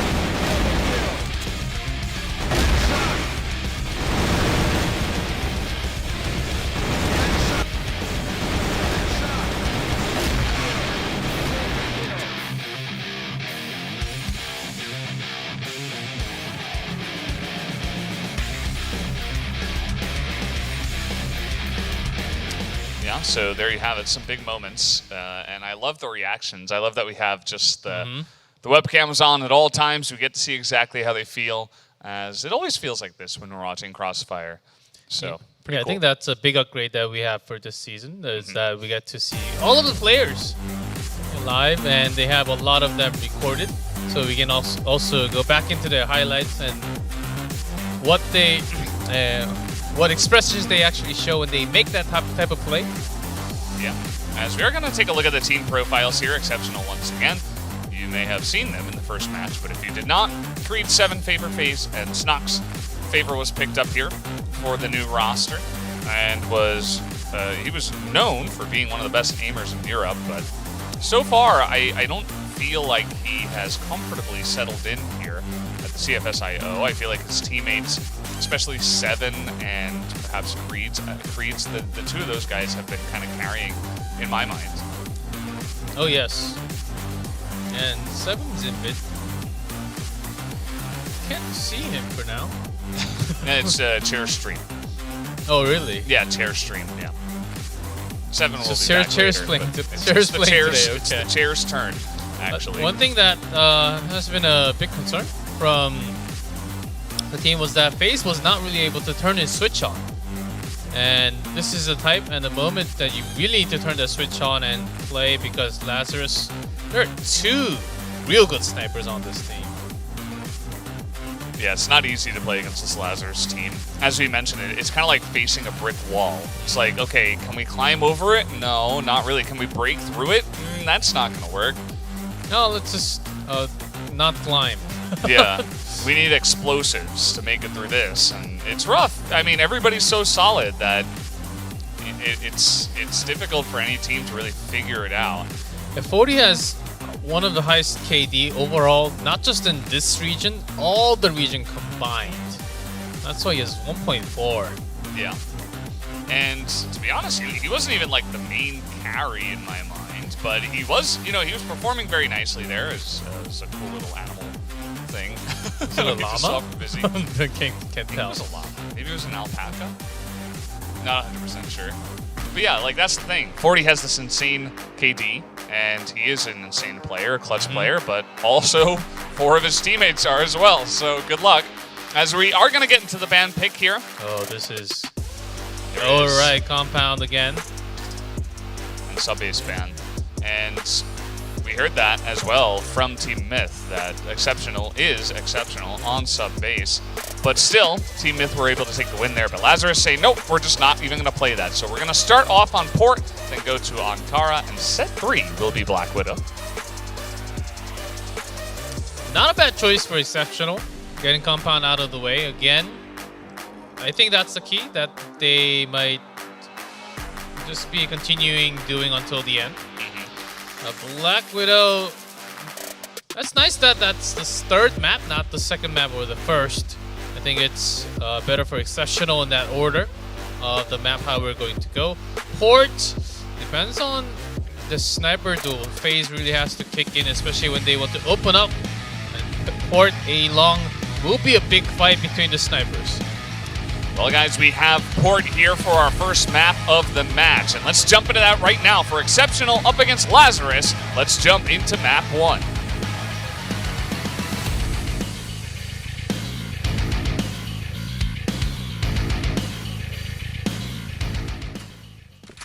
All right, off we go. Onto the map here, of course, Port. We have seen this once, and this is where Team Myth said that Exceptional got a bit tilted. They kind of choked a little bit. They were able to find an angle, and Exceptional didn't even check it. And they were able to get kind of 2 free kills. And from there on out, it seemed like an easy win for them. I want to see Exceptional show us something bigger, something better this time around. Oh, what a play from AWSM. And somewhat of a trade, but not as good for sure. Exceptional could not really spread their wings at all in their first match, and starting with a Through the smoke, they're just able to tag him up. great timing. Yeah, FaZe here with the pistol. We'll see if he can get anything done. Still, as long as FaZe gets picks up a couple more kills, I think that's still important enough even if they don't win the entire round. I like this. 40's like, no, you know, I'm not going to fight you 1v1. There's no reason to do that. There's one jumping. There's one right on the right corner. Yeah. FaZe is like, do I leave? Nope, you got to get that C4. Good luck, buddy. Not able to hit it as Niels will pick up that kill. And that will be the round here to Lazarus to start us off. Big lead. Exceptional does love to check towards the bridge, or used to at least. And so far, they haven't been showing as much of those aggressive plays. Breaking straight into the middle and spreading out. A and B was actually one of their best strategy on port. All right, here we go. Spots do come in as the flashes are used, but AWSM aggressively poking out, trying to get the shots, and he will be able to pick up 2, and Loons takes down 1. The shot here from FaZe will not land. Favor's still there. Does contest, but not for so long. Vizzy was off to the side, taking care of the rest of the members. Down they go, and it is already 2-0. Lazarus showing another good sign, lots of good signs. And also it's 7 double snipers. Nice wall shot, though. That's a big favor. Speaking of beam, able to land a couple now with the shots. Some low health bars here, as the grenade is actually going to finish off FaZe on the backside of that fight. And FaZe was also super low in HP.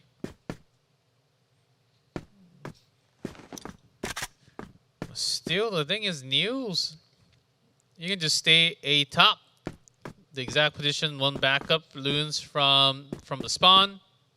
And AWSM, wherever he feels comfortable baiting from that B site. Can just be the B site on the plant show, or behind the boxes, or there are a couple of other boxes that you can actually be alone. On, not the lower part, on top of B. All right, Too late to actually boost and go on top of the boxes. They're going to come up here towards AC and see what they can see. Jumping down, looking to pressure onto the A side, it looks like, as Niels, he's got this covered. And just snipes him quite easily. And Nearly able to get shots. the other one, yeah. Pistol will do it. And Clean as a whistle. easy, clean up there. This is the strength that Lazarus really has, especially on the map like Port, Subbase, and a couple more, sometimes even Ankara. And also Black Widow, double sniper is actually, that's basically everything. Oh, interesting. Every map. Oh, how convenient, right? How you can actually just switch from 1 to 2 to, or even 0 when you need a pushing power, when you need a lot more rifle firepower from the Blacklist side. And bad news is on. Exceptional, no score yet. Yeah, it's been kind of rough. I mean, Favor is getting 5 out of the 6 kills that they have so And far. so far, like, we're seeing shots, but they're not even hitting post. They're not even hitting post, and it hasn't really been close at all. All right, there's a shot. Great entry frags coming in from 3 members That's now. perfect. And that's as clean as it gets here from Exceptional. They're feeling a little bit angry, trying to shut things down and actually get around, it looks like. Uh-oh. And then 40, here's his teammate saying, oh. Okay. That's one. 40 is charging. Oh, he actually went through one of the members through the smoke. And faces, huh?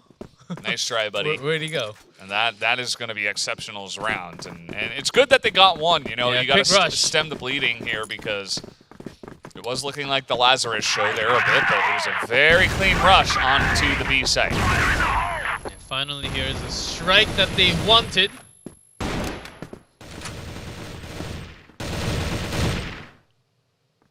But they have to keep on landing at least like 8-9 pins at a time to make it into a spare.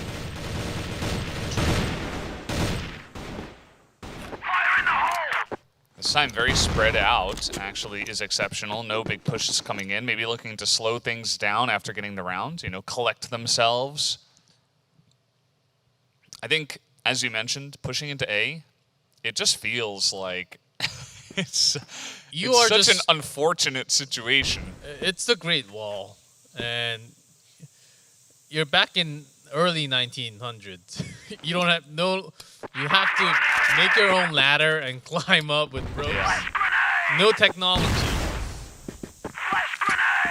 They don't have jetpacks. Finally exceptional, breaking in the middle, but the backup is insane. Yeah, the backups, the rotations come in. 40 is able to shut down another one with the pistol. Wall of 40. Absolutely.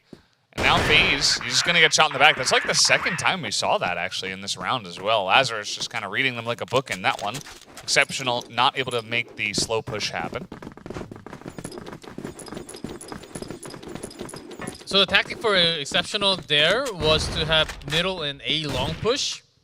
But the timing was not totally off, but it wasn't really well handled with the teammates. Oh, there, Neil's about to die. Whoa! Yeah, just you know, a little bit of a fadeaway. Yeah, it's like the fadeaway shot. He face checked twice against the rifles. That's a good grenade. Bit of damage. Neil's helping out. Good flash, able to pick him off with a headshot of a pistol. My God, everything's working out for Lazarus. Great teamwork, great coverage. Flash coming from the back alley side from Vizzy. And Exceptional, they got more chances to actually... They had more chances in this round to actually grab those kills. Oh, FaZe. FaZe is right now saying, okay, I have to do something.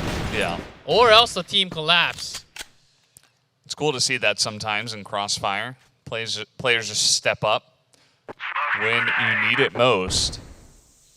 And usually they're the stars. Yep.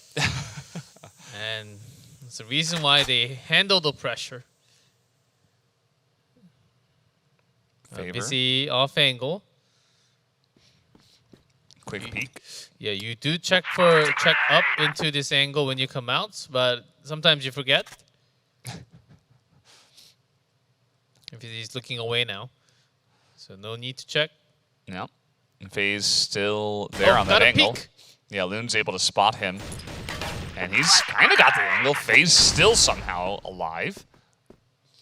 The push is coming in behind them. Favor's going to get shut down. Vizzy still here. They didn't expect that. Now it's all up to 7, able to take off a helmet, but he's still 1v3 with 24 seconds left. A day when nothing's working out.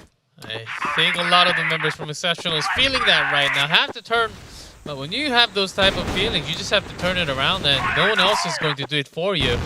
All right, they're going to go for the plant here. Oh, he's not. He's actually going for the kills. 2 seconds, 1 second, and he will not pick it off. Loons shuts him down, and now it's 5-1. Lazarus looking stronger than ever. Okay, it is 5-1, but 7 got some feelings. He grabbed a few kills. I think that's a great start. As long as Snox and Creed, if they start picking few members up, I think it can start the engine again for Exceptional so far. Yeah, still filling up gas. And nowadays, gases are pretty expensive. Yeah. You gotta be careful. Snox here. We're watching him. He hasn't been able to pick up a kill just yet. It's been a little bit rough. Favor, 7, and FaZe all kind of carrying their weight. And now a slow push onto B. You know, the one round that they took was just a very clean push onto B, so might as well just run it back. They make any sound? I don't think so yet, but AWSM is certainly... Yeah, this is happening. AWSM has the perfect angle. Make a 3. Can we see a 4th? Really pick them all up. He gets 4 of them. That was almost 5 kills. Loons, I think Loons stole that kill away from him. He could have gotten 5. He stole the clean sweep. 7 had like 1 HP left. Yeah. And at this point, when that happens, it just feels like you're playing with nobody dies. All 5 members are taken out on the enemy team. It's almost like you're having fun. It's like, oh, let me get a kill. Let me get some action. It's feeling that one-sided, as even that shot's not going to land. Yeah. Yeah, I think that was a half shot into Niels? Or not? Yeah, FaZe also took some rifle damage. Yeah, no, so it was busy over there in the corner. So he's still full health. And then Lazarus make another big change. 40 is on. He's not being stopped. It's only 5 kills, but it's important 5 kills. It's hard to play the map when you're just not allowed to push one of the sites. And every single of those 5 kills was a shutdown. It's like you see the first man and you shut down the first man, and then the second man coming into the site is thinking at that moment, do I really want to go in right now? Vizzy was holding down that bridge so well and kind of supporting 40 over there on the A-long, but he does get sniped down. So FaZe, you know, he's been one of the guys we've been seeing has been clutch. Creed's really nice angle here, gets the 1, is finding 2, will take out Loons. Takes a bit of damage, but you know, this is a start. Oh, yes. Spots 40. Yeah, FaZe is low HP, but he's a sniper. He can get some work done as long as Creed. There you go. FaZe wins the sniper battle, and then Creed gets the good angle. Yeah, okay, Creed is back. He's back up alive. He was taking a little nap, but he's back in the game. And Lazarus, only a couple of rounds in the first half left, but do have to be careful. But it is right before the switch. Here it is again. AWSM this time gets shut down. Favor with the opening kill. Balloon still in position. A lot of damage taken, but needs to grab a couple more kills. Yeah, coming on in. Neil's looking for it. Gets 1. 40. Now trying to shoot him from the side, and that is actually going to be 7-2. Lazarus do shut it down. Because we do have the players actually hopping out of the lobby, maybe one of them having a little bit of an issue. We will be able to get back in here in just a moment. But 7-2 is such a fantastic start that, I mean, a lot of those rounds just looked like no-hopers. You know, it wasn't like, oh, close one guy's alive with 10 health. No, it was like, oh, all 5 members survived and we couldn't do anything. But rough. Before the last round phase, and Creed's actually turning a few things around. I think they're still not really up to a full par level, but still on a bogey side. So I think they're showing some signs, but still a lot more signs. Certainly going for Lazarus, and for now, you're saying they're just cooking with their food. I think we're still right there. Yeah. Depends on the second half how quickly that Lazarus wants to just rush the second half. It might just be a tied up tsunami, just going from left to right to middle, A, B, everywhere around the map, and they might be just breaking through every single time. But when that actually stops even once, if there's like a perfect defense from Exceptional, then Lazarus will be thinking, okay, maybe we need to get serious. Yeah. And that moment, Exceptional might have some more chances. Perhaps. You know, it's always difficult to try to find an answer, but we'll have to wait and see, guys, as we do have the game ready to go, so we can hop straight into this one. And as you can note, still 7-2. We lost kind of the KDs, but we do remember who was popping off. For Lazarus, it was pretty much even. Again, okay, here's a rush. Yeah, they're going to try to teach Exceptional how to do it, but actually, it's not working too well. Creed's able to pick off a couple. Exceptional is ready this time. Favor was not able to pick one off coming from side. Oh, man. Is he using that flash, and it's not going to work. He gets 1, and that is a clean defense here from Exceptional. Nicely done, picking the first and the second half. But Lazarus, all they need is 3 more. And even in Port, 3 wins for Blacklist. It's certainly not easy, but compared to a few other maps, it can be easier. That's a quick one. FaZe is trying to make a name of his own. Ever since FaZe got a kill onto 40, just about 3-4 rounds ago, I think he is on to his Yeah. Maybe when that back happens, to 90%. you kind of like gain superpowers or something.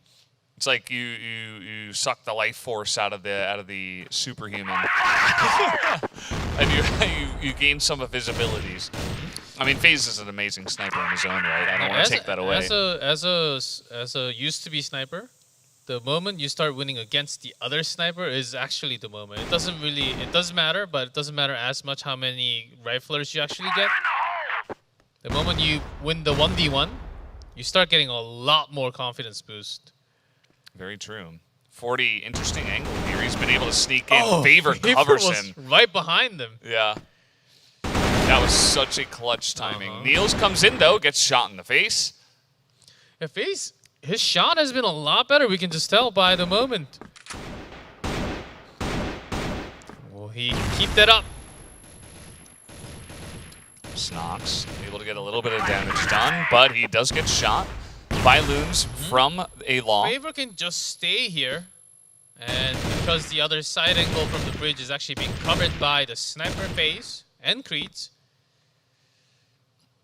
you can actually wait for here at least 10 more seconds until there's a big rotation.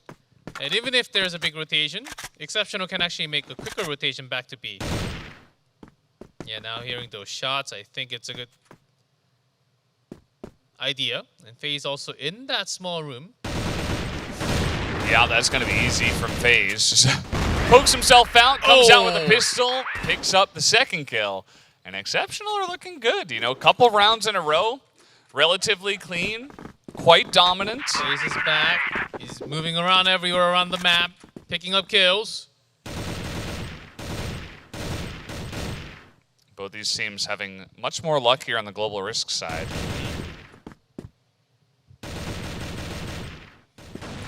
And from Lazarus, of course, a port, a blacklist. You do have a lot of the teams bring back the 5 rifles.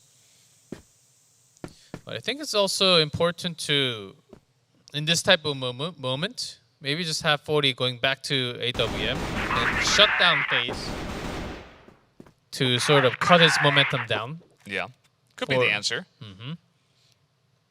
You know, Because you have a lot more options. You have a lot more rounds to use. But for now, I think they do want to concentrate on the 5-man push. That is okay. It didn't work out the first time. It was actually good. Great smoke time.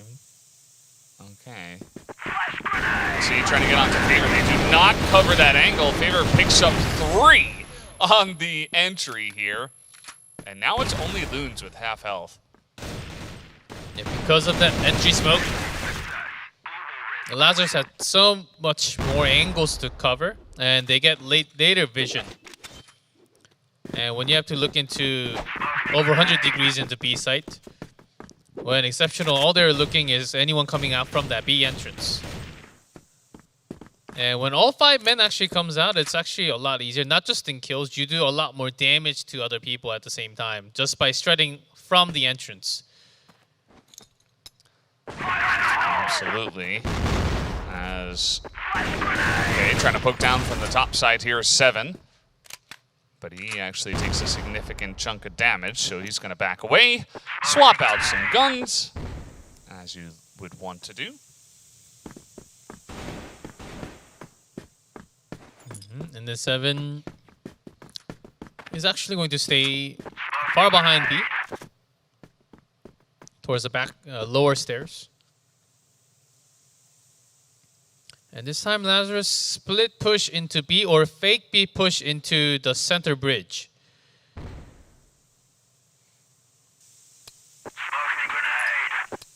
And FaZe is there with a rifle this time. Yeah, look at him. He's not quite okay. He's able to jump down behind them, and now 40 will shut him down, but Creeds is immediately there. And I think that really just caught them really off guard. They fall behind on the play. 40 is doing a lot for his team. That's another kill. But now he's only got 15 health. He's got a rifle. He doesn't have to use his pistol. But sometimes it is what it is. Oh, nice try, but good shot here from Favor. with the quick flick to take him out. Just one shot was all that was needed. This guy's a real pro. He's made up of I want to win. I have ways to win, and he went for the slightly RNG factor there, but nice try. Try there with a nade. 40's able to get the one, but Favor with the follow-up behind FaZe was actually pretty clutch. It makes it 4v3 in favor of Global Risk, in favor of Exceptional. And look at the score now, 7-6. Yeah. When we started with 7-2. It's 4 rounds in a row, and it's really dominant ones as well. You know, it's like the exact opposite of what we saw on the other half. With just 5 rifles. It has been just B site, and then when it was fake B into bridge. In terms of complexity in your strategy, slightly too easy for the opponent to counter.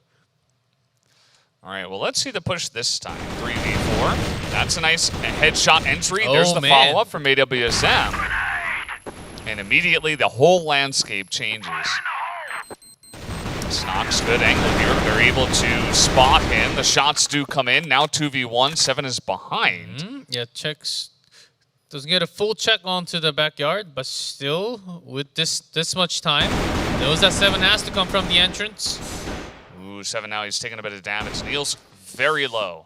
20 seconds, and then... Oh, there it is. Last shot is able to do it. Lazarus finally secure a round on Blacklist. Took them 5 rounds, and they pick up the 5th one. Only needs 2 more rounds for Lazarus. It's kind of rough when you're up against a couple of guys that are very, they're on a hot streak, right? Both FaZe and Favor coming in here in the clutch. They did not want to go down without a fight. They didn't want to lose another one. When you go down 0-2 in a tournament, it's just the worst feeling. They want to try to give themselves a chance going into day 2.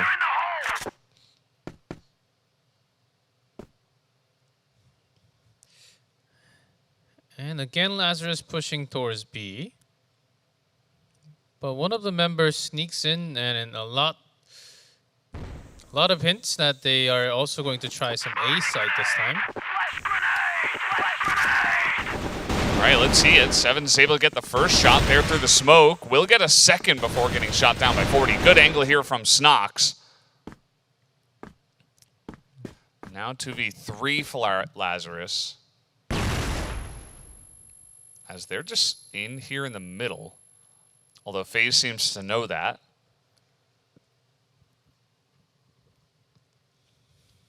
And with A-top defense and AWSM sort of locked in there. Okay, Loon spotted. That's a clean kill. AWSM able to get 1, but cannot follow that up. 8-7. Exceptional are making a huge comeback in this one. And it's really anybody's game here, but it still feels like Exceptional has the momentum. Second half, Lazarus only won 1 game, 1 round. When Exceptional was able to bring 5. So this is totally the opposite of what happened in the first half.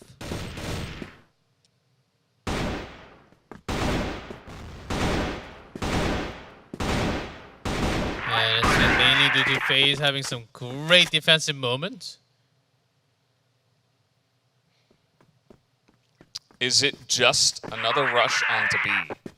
That's what Exceptional is also thinking. That's exactly why FaZe is actually all the way out here. Yeah. Back, you see all the way on the top of the screen at stairs. I think that might be the killer angle here for Lazarus. Yep, that's the first kill. Creed's able to get 1 as well. AWSM able to pick up 1, but the angles are just too covered. Exceptional were so prepared for this rush. And even though AWSM has done some work for his team, nobody else has. And Loons will go down, and we are tied at 8. Exceptional, making this so interesting. Their defense and their read there was spectacular. It was somewhat of a reverse psychology. FaZe has been doing so well with the sniper that Lazarus, they're 100% thinking, okay, it has to be sniper on top of A top. And then rest of the member back up and B side and the riflers. But in knowing that, likely they're just going to come through B side. FaZe just made an incredible shift. And now back to the normal spot. Oh, gee. Oh, boy. Well, if there were ever a morale killer on your push, that would be it. 2 grenades to the feet, but that's a good entry frag here from Neil. 7 has a good angle, but not able to take anyone down. Snox will do the work for his team. As once again, Loons trying desperately. Busy behind everybody. Loon's able to pick up a second kill. 7 here with the pistol. Gets the headshot. Visi with a low HP, 15, but if he can find anyone in the smoke, but Favor is just going to spray through the smoke and find that final kill. Yeah, Lazarus has to win one, or Exceptional will be winning map number 1 with a massive comeback and a huge return to form. Second half, Lazarus 1, Exceptional 6.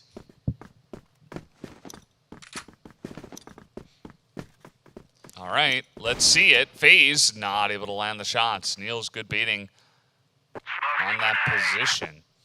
FaZe is getting aggressive. He's pushing out a bit. He's looking for those extra kills before the round even really gets underway. And are we having another easy push here? After we just saw what happened on the last one. The grenades were so killer. Yeah, that was a killer nade. At a perfect spot. Again! Just 1 this time instead of 2. Yeah, but still perfect timing, Still, it right when matters. everybody's up there. Uh-huh. All right, let's see it. The Reeds are here. Can you stop the push? Reeds. Creed's got so much spray done. Picked up Yeah. all the lower HP members. That is a good point. We'll see if they can actually stop the push still. Favor's going to back away. 7 had a massive angle there. A nice pre-fire and 7 back up right next to him. And Snox gets aggressive, but it does not matter. Favor comes in, picks up a couple of kills, and secures the map 10-8. And we were talking about mindset control. We were talking about teamwork, communication. We saw the tippy-top form of all 3 of those things here from Exceptional at the end of that map. Incredible comeback by Exceptional. And we were talking that all they need is FaZe to turn on his switch and come back alive. That started with him taking down 40 from the first half. And ever since that moment, he is back in game. He went all across, even towards that middle on his own, took a few kills. And Lazarus, ever since that point, was stopped. That was also the reason why I was saying maybe they should spend a round, switch 1 member back into Sniper and create that 1v1 duel and stop FaZe. Because we all know what this player is capable of once he goes on fire mode. Yeah. He was on fever mode, basically. It was like a light switch. It was off and then it was on. FaZe was a totally different player. And the beginning of this was all Lazarus. It was just, everything was on lockdown, right? There was no angle you could take. Yeah, Lazarus, it was 7-2 going into second half. And even when FaZe was popping off, yes, after this moment, it was still 7-4. So Lazarus still had somewhat of a room to spend a couple rounds to lock down FaZe. I think that could have been a brilliant strategy if they pulled out. But I think today, in the second half, Lazarus focusing too hard on the fire rifle. I think that's the strategy that they really practiced with the firepower. Turned out to be a bad idea in this case. Well, guys, Exceptional making things interesting. Lazarus were looking like the favorites, but that was not the case in map number 1. We're going to hop on to Ankara for map number 2. Let's go into that right now. Well, actually, we're gonna have to take a little bit of time. Not right now. Real soon. Yeah, just a little bit of a delay as the players are struggling to enter the game, but they'll do it eventually, and we will have our game. We will have our Ankara, but yeah, so far, I mean, that's really mixing things up. So, as we have some more time to talk about the first match, I think there are some games when you win so big in the first half, the second half you start to think, like we have so many chances. Like, what can possibly go wrong? Yeah. And then you just keep on doing the same thing, some easy things that eventually it'll break. Eventually it has to work because we're playing so well, and this type of result happens. I think that's what Lazarus actually did in terms of strategy. They tried too many of the same, and it turned out to be so much better and easier to prepare and defend for Exceptional. Yeah. What a comeback. We saw multiple things in that. The power of momentum, the power of getting confidence in one player or a couple of players that are just able to turn it on and gain that confidence at the perfect time. Obviously, FaZe, I think, was the MVP of that map, even though half of the map was Lazarus's, and all of them were just a brick wall. It doesn't matter because coming back from that and then being that dominant as well is actually even more impressive. So map 1 MVP goes to FaZe for me. I think that's pretty obvious. I don't think that's too crazy of a call. And we're going on to Ankara, which is a map that, if you remember, the last time we actually had tiebreakers between Lazarus and Anubis Gaming. So maybe this is going to be a map where Exceptional can also kind of put the pedal to the metal and get in there. I think they have to. They have to lock it down and seal it. Put that nail in the coffin right there. Bury it in the soil. Right here, and bury it in the soil and mark it with your own flag. Put your logo right there. Yeah. Because if you don't, you might be going into that coffin when we get into Black Widow. Alrighty. Well, either way, we do have match 3, set 2 here, as we will move on to Ankara, of course, as we did mention. A little push out here from Lazarus. They have learned some strategies from Anubis. Obviously, this is a pretty common one. Coming out here, and 2 snipes already from AWSM, not the player you would expect. From both shots, actually, vent shots. FaZe is like, welcome to my world. Think you're a pretty good sniper? Not until you go against me, straight on. Yeah. So lots of X's towards the back A alley.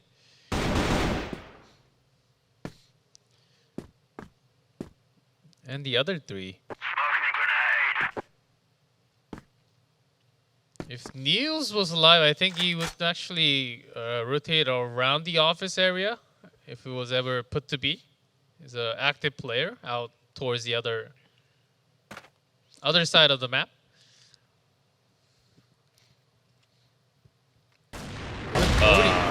Missed his first shot. Uh-oh. We heard 2 shots. Yeah. And we only see a kill.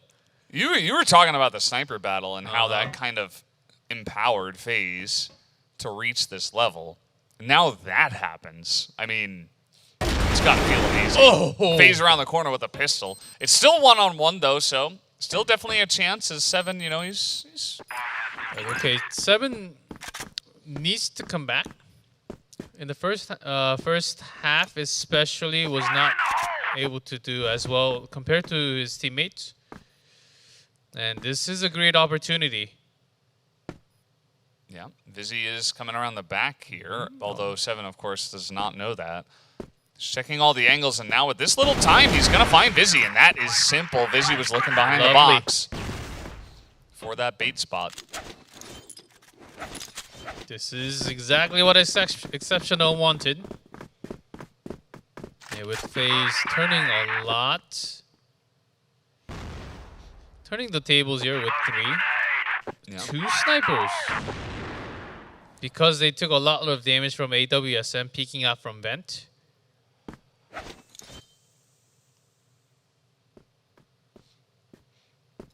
Yeah, FaZe and 7.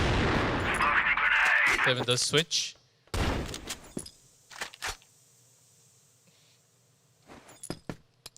All the way back into B main.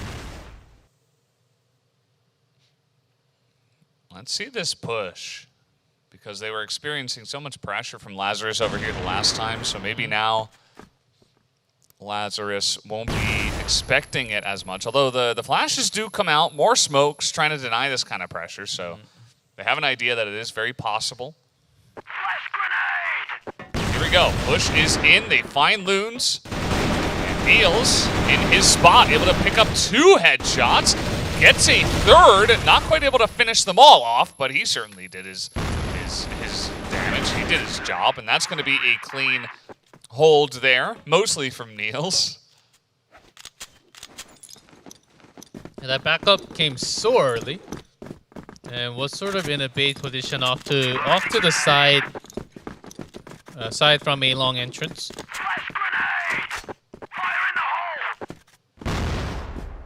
Wow. Yeah, that has to hurt. it's a rough one. 40 health. Oh boy, the Loons is like, well, I just barely got out of here. And he still doesn't check the main doors as they just walk on in. Take a couple of guys down with them, and now they can smoke the fence, and probably get position here on the side. Oh, I like the sneak. Oh, yes, that was a time that no one actually kept on checking from the stairs. Yeah, the timing there was great. But usually when you just have the smoke spread, you would wait for the smoke. Good play with the flash into the shot. 40, though, is getting aggressive, pushing on in. Trying to make it work with the pistol. As the plan doesn't come in, and he picks up 2 kills with the pistol. Headshot into the body, shot onto the weak member. And that's 40 for you. Picks up 4 kills in total. That has to hurt. We're exceptional. Surely they thought that this was going to be very likely a win for them. Ooh. Creeds keeps getting hit by that. It's the 2nd time. Yeah, that's why you usually stay behind the pillar first and then go. Crossfire's been around for a while. These players definitely know Yeah, all the overnades. the timings of the overnades, the smokes, the flashes. Yeah, all the maps you do so many. Once you learn it, you play it so many times. You throw it so many times that even if you're born again twice, you would still know. Comes with you serious, through reincarnation. That is how embedded into the minds of these players it is. AWSM gets a perfectly timed There's peek. also one more right on top of him. All right, a couple of kills from Favor, though. 40's low, but he's keeping these sights. 40. Nice angle. He kept his body clean. Favor, he he's been a little bit quiet. He's had some good maps, but there was a lot of hype behind this player, and now I'm beginning to see it. Definitely very 40, clutch here. do you switch? You switch into rifle, or do you just go with the feeling that you have? Because you're low HP anyhow, it is about the one shot. A single bullet. It's kind of rough for him. There's not really much time. I think he's just hoping that Favor peaks. Yeah, because especially for sniper coming from this section, Yeah. it is basically you relying on headshot. Oh, that was actually close. Nearly had the angle, but Favor is able to pick it up. That's 4 kills on the round for Favor. Really picking him up in the clutch. And making this into a 2v2 a lot more interesting compared to our first map. But exceptional, taking 2 early blacklist point is important. No way, he got hit by it again. Is that 3rd in a row? It is. But this was a later timing grenade. Yeah. Though. It's just, yeah. Is he a magnet? Maybe. He's got to be very magnetic to actually pull that kind of many object nades. in. Yeah. Okay, Loons gets the information. pokes out here once again, but he's not quite able to make it happen. And this time, Niels goes down as well. He was kind of the safety valve the last time around. And Snox gets the same angle as the last time. So this is a similar entry, but much cleaner from Exceptional. Vizzy goes through the smoke early on. All right, Vizzy, maybe he pulls off a punch. Not quite. Snox going to pick up 4 kills on the round. And he is going to be the one that's clutching now, 9 and 4. Exceptional, really making this first half work, especially in the blacklist. And so far, every single time, just straight up A side. And I believe that also connected with Creed taking the nade damage. Yeah, maybe it is. Oh, this time he goes down. AWS, okay. Favor, man, he is turning up the heat too. Favor and Snox. But sacrificial plays by Creed has been the benefit of a positive result every single time. He's just the sponge of the team, you know? He's got the most damage taken. The moment he takes damage or goes down, okay, that's a sign for a win for Exceptional. Everybody's got a role on this team. Guys, I'm dead, but I gave you information. Yeah. You're the scout player. Ooh. You know, sometimes in war in the past, you send out the scouts. Sometimes they don't come back. Their phases rotation was super important for Exceptional. And because of that death, took some more time to plant the bomb. But Snox is unstoppable. Yeah, this guy is on fire now. I mean, it really helps when FaZe gets on fire, and then Favor gets on fire, and then Snox comes out of nowhere, and he has a big map. Yeah, Favor their off angle. Yeah. Hard to predict. Loons now, he's got 1 kill and 6 deaths now, unfortunately for him. And Exceptional, that's 3 rounds in a row. They've actually been able to pull this one back. And it was, it was a little bit dicey in the beginning, but I don't know. It seems like they've really downloaded their opponents, and they're making that brick wall kind of just look melted at this point. I don't know if you can melt brick walls, but maybe you can. Hopefully you can. Oh, certainly you can. If you go into Earth's core. With that much pressure and heat, yeah, everything melts. I mean, it's just clay after all. Either way, Exceptional now with a push underneath towards B. So they're kind of mixing things up now. Some new strategies. Yeah, Vizzy and the rest of the members actually got a good amount of information. Lazarus late on backup rotational. Yeah, and they've got the smokes down too. This should be a pretty clean entry now. It's still 5v5, so retake could absolutely come in. Yeah, Lazarus can actually take a longer time with the retake because they have Office being long control already, or sort of. Lazarus already have a men. Right there, Creed's in a bait position. Not spotted. He knows it's possible though. Pretty low on health. Here it is. Creeds comes out, gets the one, gets the information for his team. 26 seconds though, and everybody's getting wiped here. Lazarus with a very clean retake. The second man through the Office was crucial. Usually it's a single target. The moment you bring down one from the Office, you turn around and try to cover into that B long sight. But that was the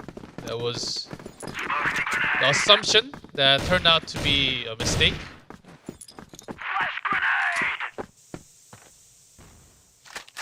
Nice smoke pass. FaZe is still trying to make it happen on his own. And well, you know, I like that. One round out of the many, out of what could be over 18 rounds. You just do that one time, they're not going to expect it. Yeah, most because of the time. so far, within the last couple or more round has been solely the big plays from Favor and also Snox. Mm-hmm. So I think FaZe is feeling less pressure. Just trying to make some tricky plays. Mm-hmm. There's a pretty decent opportunity for Exceptional to get onto the B site. 40 though, he is in position with some backup nearby. come the smokes. Trying to shut this down. 40 moving forward. Very confidently. But Exceptional, once again, it's a very slow push onto B. It's not just a forced plant. And Favor trades one. Was not able to stay alive from the backup position, cutting down the reinforcements. All right, here comes the barrage of grenades, and in they go. Nice angle here from Snox, but he's getting pressure from many different angles. Up on the stairs, in tangent with 7. There's the shot from the pistol, but it's not enough. 7 comes in and supports very nicely on that play. Exceptional already on 5. Oh, that's incredible against Lazarus. 6-3. Let's see if it happens.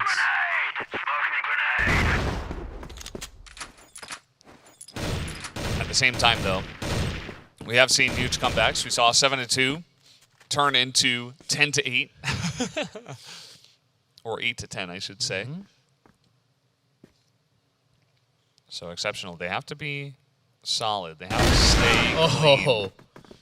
And speaking of solid, speaking of players that have just been so consistent, it's been Snox every single round.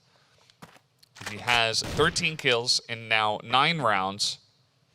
More than 1 kill per round is above average, obviously.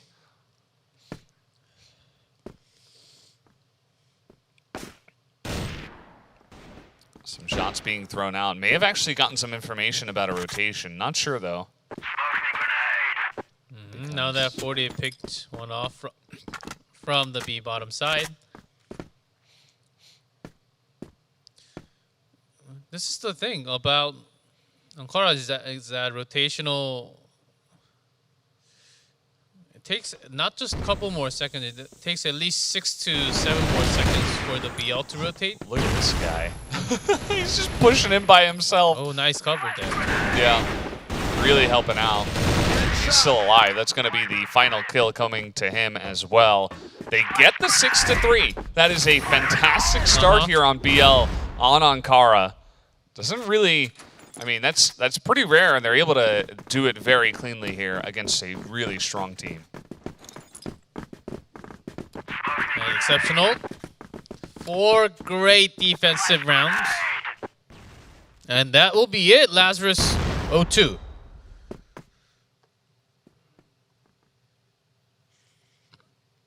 So what's going to be the first play? Already we see Snox actually into the pit. And in the pit, you don't hear anything from center. That's a weird. Yeah, could give you some good information. They're over here in the vents, over by A site.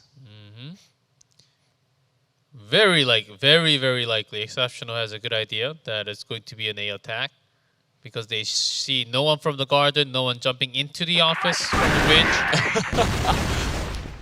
That's a jump scare right there. The two of them just pop out and pop Favor. FaZe has the angle, trying to see if he can land some sniper shots, but AWSM just backs out of there with the smoke. And Exceptional trying to sandwich the situation, but with that death, there's no one coming from the spawn. Yeah, they don't really have good angles to attack here.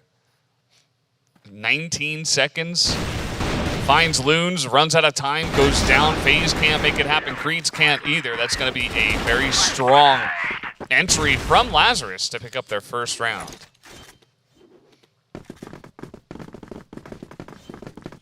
Yeah, go big. I think Exceptional tried something new, something unique that they haven't showed at all.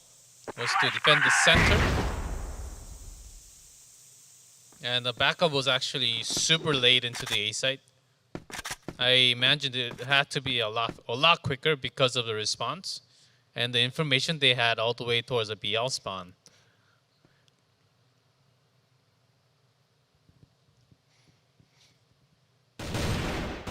Snox. If there's one player that you can look at to potentially carry this after losing this first round. It might be him. 7 is not going to be able to handle that, as Snox is desperately trying to make it happen, but he can't. He just gets rushed, as FaZe will at least pick off 1. Vizzy is super low. FaZe is sort of trapped here. Faber is pushing the line, but can he really make it happen? Oh, and 40's up there in the bird's nest, and now FaZe with basically no health. How about a couple of sniper shots? Maybe this is the way to get it going. But they're just going to hide in the smoke and behind the boxes. They know who they're going up against.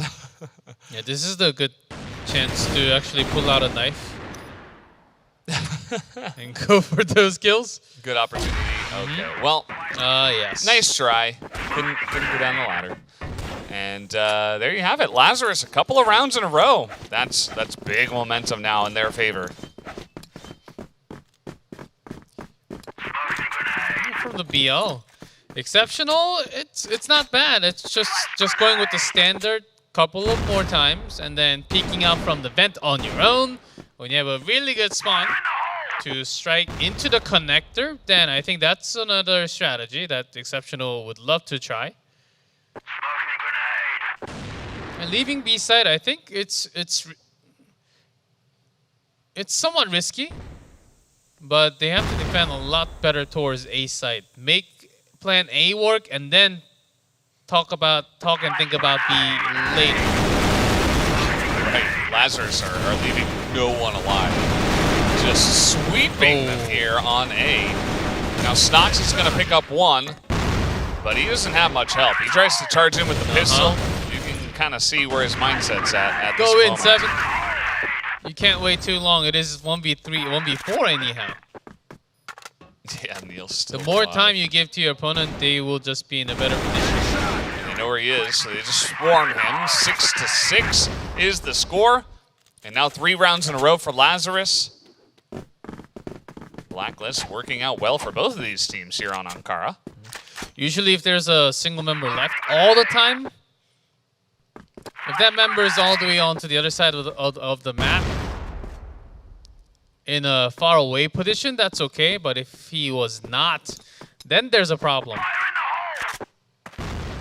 And I think we're seeing a lot of that from Exceptional from their GR play. Sometimes leaving those bait spots or common spots open so you can have a quicker time backing up towards the opponent, towards the other side is actually important.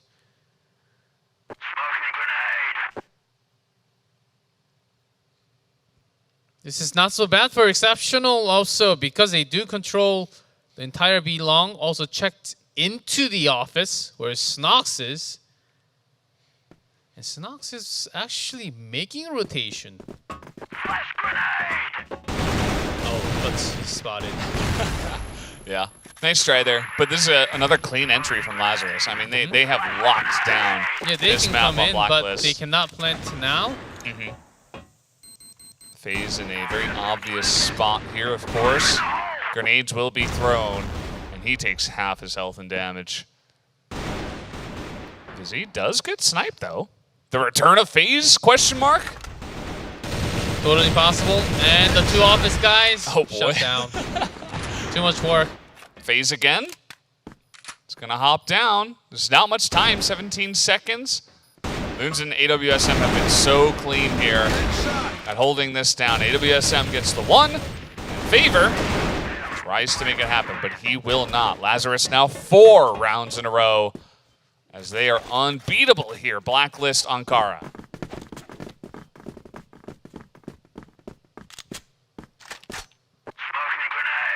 As Exceptional. 0 so far. Yep. In the second half. 0 rounds. Not really sure what's going wrong for them. I feel like the entries have just been a little bit too simple for Lazarus. I mean, it's like they take whatever they want, and the defense isn't really there from Exceptional. Can't land a couple of those. FaZe is under pressure, and he will be taken down. Headshot with the pistol. And this is just, I mean, this is just looking so one-sided. If we came in here in the middle, I would be like, and you didn't show me the round score, I'd be like, 7-0? 70 to 16 ish. I think Lazarus, this is another easy victory. Thanks. There it is. I mean, Niels goes down, but he did his job. He got that first entry kill on this map. He got the first blood. And now Lazarus looking unstoppable. 2 rounds away from taking it, and I'm already thinking about that third map. And I'm just wondering if Exceptional can hold on to their communication, to their mental fortitude, because this is kind of what we saw in the first map that the first match that they played against Team Myth. And when we go into Black Widow, we'll talk then. But it is not over, Exceptional. They have been making some switches, but the backup has been somewhat late, slower compared to the other teams. Yes. On the map. And FaZe missing 1 shot, okay, happens all the time. Missing 2nd shot, okay, you're dead. But if you're alive and then you make the 3rd shot, I don't know what I'm doing anymore. We saw actually a great position there from Niels, just holding down the center, waiting for the rotations, just biding his time. Essentially picks up a free kill onto Snox, who he was so far ahead of the competition, and now he's doing the best for his team. But still, look what Lazarus is trying to do. Favor alone is... Oh, he jumps! Yeah, well, things haven't been looking too clean. At least Creeds is able to pick off 1. And he jumps down and dies from the fall damage. Well, that was basically Creed's kill. Yeah, we'll give it to him. And who has to wait for the long rotation of 7. If 7 can get a free kill, that's amazing. Uh-oh. Now who's the better sniper? That is a big stomp. Yeah, that's what 40 says. Easy kill here for Vizzy. Stomp number 2. And okay, 7 in the smoke. It's not looking too good. 15 health. And he will not be able to clutch it. That is now 6 rounds in a row unanswered from Lazarus here. The biggest comeback in Crossfire history. Well, might not start here. Exceptional, they are looking defeated. Let's see if they can pull off anything. I like the fact that Exceptional came out, but this is too late. Oh, This is not the timing. Yeah, and Lazarus just charged them. They're feeling unstoppable, and they are. They are unstoppable. And I think Exceptional gave more fuel for Lazarus to burn. Oh, yeah. When they're picking this side of strategy, when the momentum is shifted already. And this was what just happened. Because this The chairs is the opposite of... Oh, where did they go?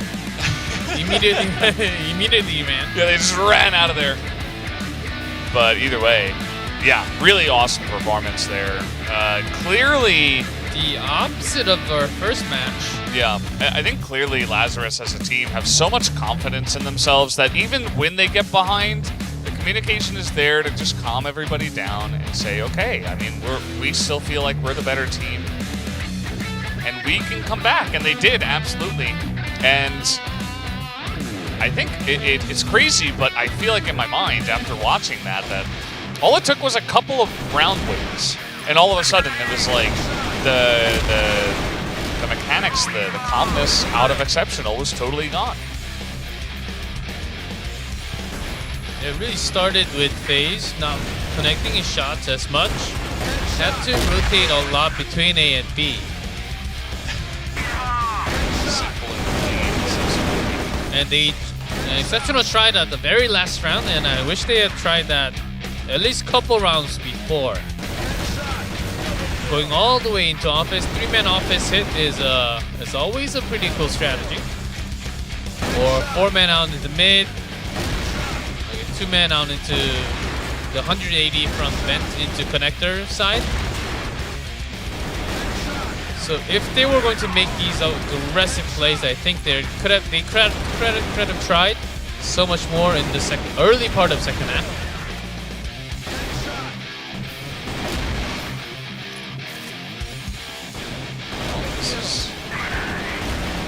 This is awesome to watch. Just the comeback that happens here.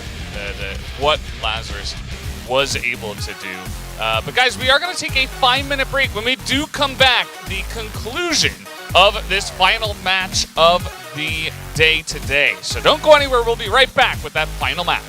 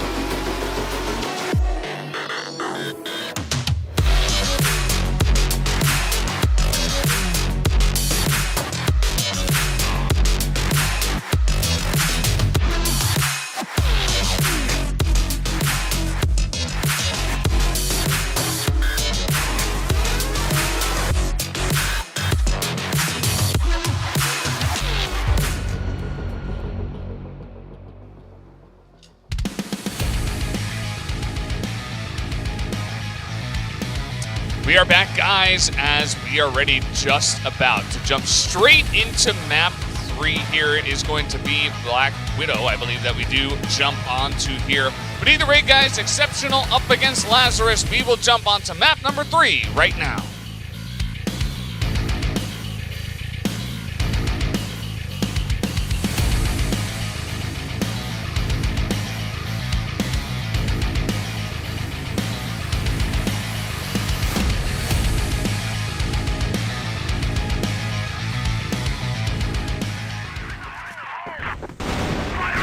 Alrighty, off we go onto Black Widow as immediately the pressure begins. The aggressive plays. Faber already came out into the water. And easy. And a lot of pressure already built from Exceptional. And Lazarus fell right into the trap. And now. That was a heavy nade. Loons trying to go 1v4. Easy kill there for Exceptional. Great start here. Snox picking up 3 of the kills.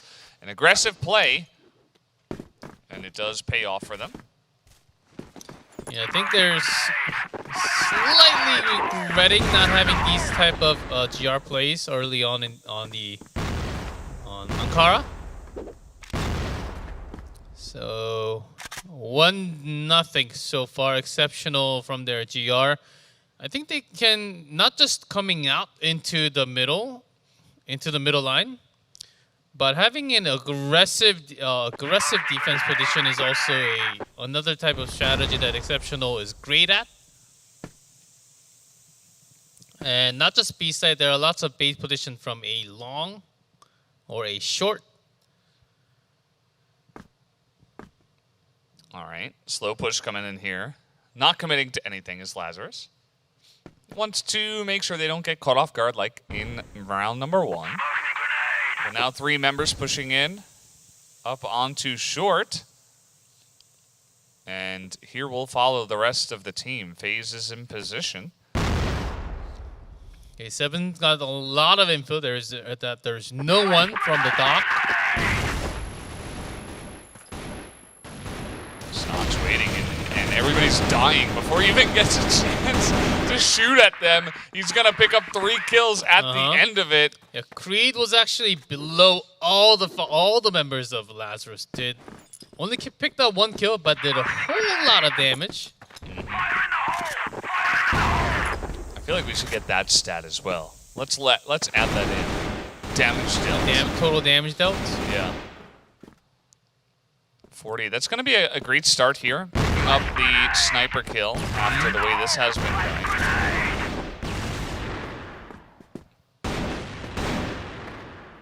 No face from a short. Yeah. Like this type of play. And they really pushed Lazarus back after that. It's going to be difficult. You can see they're hanging out in the back area near the spawn, not really wanting to make any big pushes just yet. Especially on Black Widow against Lazarus, if you're just defending on the same side, similar position, you're just waiting to be hunted. And I think it's a better idea to go for your own, start your own hunt on the map. Yeah. And so far 2-0 and a matching 4-4. But when it comes down to bigger map 4-4, I think Blacklist has a slight favor. You'd see that 40 was forced to try to look at that long angle. Lazar has to go in soon. There's a huge rotation. Yeah, good luck on that entry. Not going to enjoy that too much as the follow-up comes in. Favor from behind the box. Loons looks like he didn't even know where he was as the follow-up will come in. And that's going to be Exceptional picking up the 3 first rounds very easily. Yeah, I thought Faber would not even come out from the box because you can sort of stay there. And he knew that his teammate was right next to the doors. How many nades? 4? All of the nades. Right now, just to stop the overextension into water. And Lazarus actually took more damage. Yeah. Just a bit. It's pretty comparable. No, add the numbers. No. Where are exact HP numbers? They're- Okay, that flash is so big. Snox in the corner, able to get so much. I think favor. that flash also flashed some of their own. It might have been. And that's why they didn't come in at the same time. It did look a little bit funky. And there you have it. I mean, the entry is snuffed out once again. See, he's trying to revive this push. But that's Nade not kill. gonna work. Yeah, down he will go. 7 able to nade and shoot his way to a couple of kills. And the 4th round in favor of Exceptional. So far, I mean, this is like the opposite of what we just saw on the last map. Exceptional are looking really solid. Lazarus, time to let go of waters and try double doors into short, or control A long first, then work your ways around into short. Yeah. It's interesting to see, you know, a couple of times we were watching Black Widow, it feels like the meta has switched away from A long, as last time around 2020 we saw actually a decent amount of pushes down towards A long, and a lot of pressure out there. Yeah, both teams trying to control and contest the power between A long. That was oftentimes done. Yeah, but not this time. That's okay. Entry comes in. Flashes are out, and this time around, okay. Solid push on in as up the top. Here comes Snox, and he's going to be taken. There's a big coverage from 40 from A long, so this is a round they cannot lose. Yeah, if you lose this one here, there really is no hope. Yeah, there's zero hope. All right, 7. Do you pull off the miracle? No. The answer is no. And good try. I mean, Lazarus this time around, really clean entry there onto A short. As you mentioned, you just got to switch things up, see what works, and that certainly did. Sometimes just giving up water, you don't exactly know what's happening over there, but if the opponent comes out and you're striking into A long, then it just creates a longer rotation from the defending forces. So you have less things to lose from the BL side.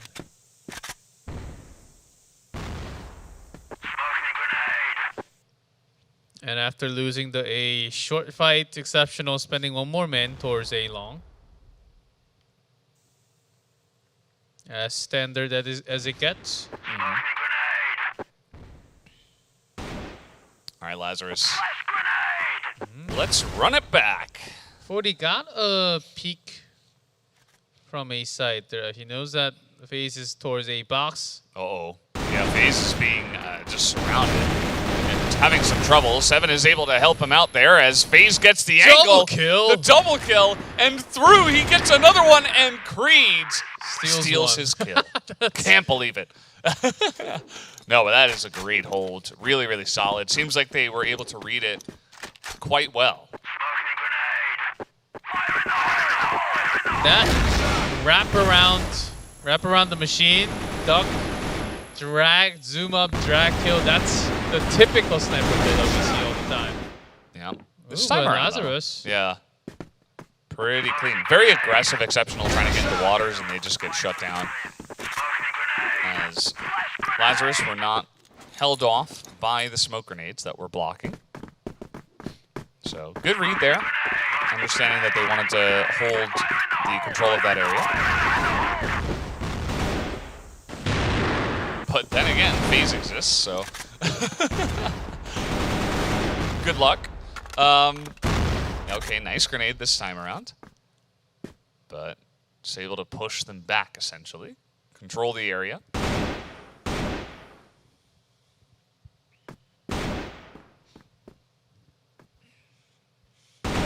And Exceptional still with 5 men though. And I wish they stay a somewhat more towards B site. Because Lazarus so far has been sticking to waters. And they have 2-man bait, so it is not too bad. And without the sniper, Lazarus can't really go anywhere. You can't really break into FaZe, and you think FaZe would be defending A long alone. But he's actually actively out into A short. He's been hanging out here, and Lazarus haven't really found an answer to this. He's got a couple of kills, and well, I suppose there's your answer. Niels is able to headshot him, finds an angle, and now that kind of evens things up. And Lazarus, their patience may just pay off in this round, with the 4v4 now being the case, and it looks like they do want to push into B, although Exceptional, they're rotating, it looks like, into middle, out of B. I think Niels is trying to bait as a short push and force a lot towards the bridge, below bridge. Force that A-B rotation. But that is a fantastic timing on the push out there from Snox. He pushes through the mid doors when he knows nobody's really here. They might not have enough time. Okay, it has to go now. Yep, they just gotta rush it. They're able to pick off one. Two coming on in. There's the shot, and that is going to be another hold here from Exceptional. 6-2, and clean indeed. This is the reason you really start diving into sight pre-30 seconds. Pre-30 seconds left. Because once it comes down less than 20 seconds, you can even pre-fire and get a kill even before you see an enemy. You don't even have to hear a thing because the time's ticking down. You know that the enemy has to come at you. Yep.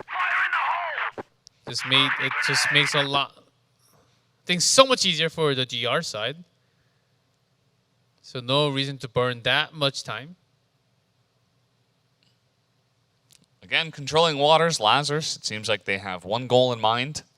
They want to push into B. Exceptional are just hounding A side. They're just holding this down. And they're going to miss this push entirely. This is going to be a free one for Lazarus to get a plant down at least. Niels just trying to spray through, actually takes a bit of damage. Yeah, I think Exceptional, because they were able to defend the previous round with less than 20 seconds left, they thought that Lazarus was going to force and push into A short, which is basically the only attack that actually worked. I believe it is. Yeah, I can see the reasons behind the Exceptional, but Lazarus was had the smarter decision this time. Yeah. Snox able to punish Niels as now pushing out here from boxes. Greens now wants to get aggressive. He's looking at 4 members, finds 2, but that is not quite enough. So finally we do get a 3rd round win here for the side of Lazarus as we do switch here.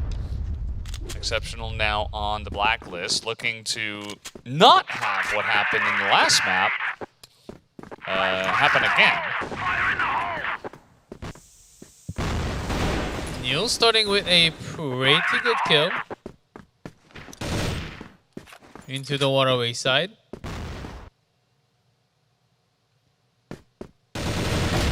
And Snox just says, okay, what are you doing here, man? Yeah. Come on, man. Hey, you want to see my circus? Coming to B side. And then 1-1 trade, and there's an entry into A. But Creed is checking everything because it seems way too fishy. What? It's open already? This is crazy. And that's because Lazarus, they're controlling A long. They have 2 men out in the A long. And that's something that Exceptional might not know. 40 was so patient with that play. Niels, though, does go down, and they know 40's here, but Loons has the other angle from long. And now it's all up to FaZe. Oh, man! Is this happening? 1v3. Ooh, the pistol. Oh, not quite able to happen. That would have been so clutch. I think the hold play would have been take 2 down, go down the stairs and wait and peek out. Heat of the moment, I think, caught FaZe right there. Best play, 2 kills immediately. If you can calculate like robot, that throw. He also had a nade, which I call oftentimes as a sniper. Just throw it on the ground and say, "Don't come at me, nade." Yeah. And then by a couple more seconds, because it was about 10 seconds when he started defusing. Yeah. Very true, but not maneuvered in that way this time around. FaZe is not that type of player. Yeah. He would just go for the 3 kills. He wanted the highlight, and he nearly got it. I mean, he was able to do a decent amount Oh of damage. yes, almost. So we have OK. The whole squad, the whole gang is here. Everybody is pushing A short. Let's see what kind of damage they can get done. So it looks like Lazarus are just going to concede the point for now and try to go for a retake.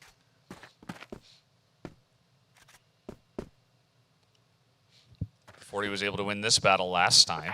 Creed's in a weird spot. The hold is pretty good, but Snox is getting work done in the backside here. And a bit of damage. Just trying to hold on to the site. Has some help from his teammates, and he picks up 4 on the round. Snox 16-5. Snox bought a good amount of time just staying alive in the back, right at that A plant. Yeah. Exceptional now, making things work.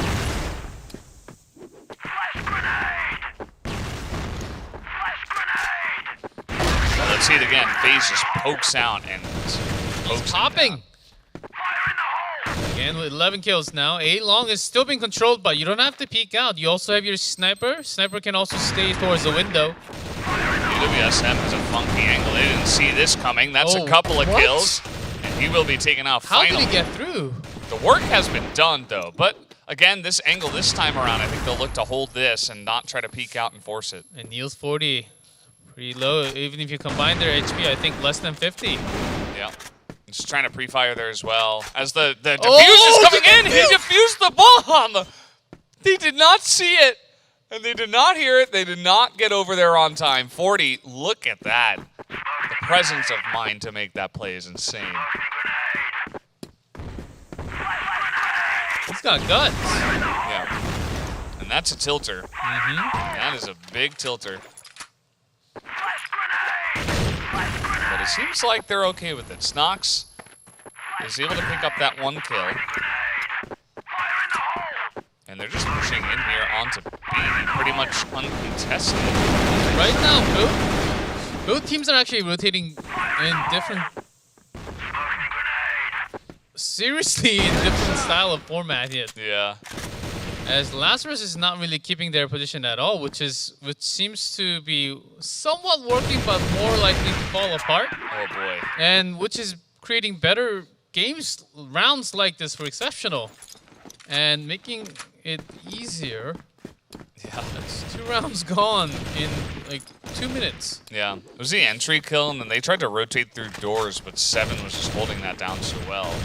And so pretty much every strategy and tactic that they had for that round was found out and taken down. Looked very easy for Exceptional. And look how quickly Exceptional's moving throughout the map. Okay, Snox is dead, but you sort of lost the timing to go into A site for now. So maybe use the window to take back control towards the water. Or a short double doors.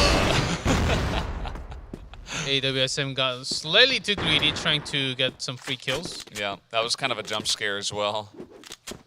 But 40, nice shot from the window. yeah. He's getting some work done, but this is feeling like a free entry once again through short, and that's going to be a couple of kills as a bonus. And free plants, only up against very low 40 and Vizzy. Let's see if they can make it work here on the retake. They really need to. They don't want to let Exceptional get to 9 rounds. That's that magic number. As 1 will go down, and 40 with 21 seconds left. He's able to find a couple, but he cannot get FaZe. That was close. Yeah, that was closer than it had to be, I think. But still, Exceptional, now they are on match points, 9 and 5. And they have been so clean. They've been very dominant here on Black Widow. Really got to hand it to them. Still has to win 1 more round. Lazarus, they don't have too many chances. Oh, FaZe going aggressive. Yeah, we actually had some fighting around A long this time. Interesting. Don't get that every time. Now a lot of focus through the mid double doors, and FaZe this time will get aggressive on short. Although it looks like 40 is there holding that angle, so not going to be the easiest battle.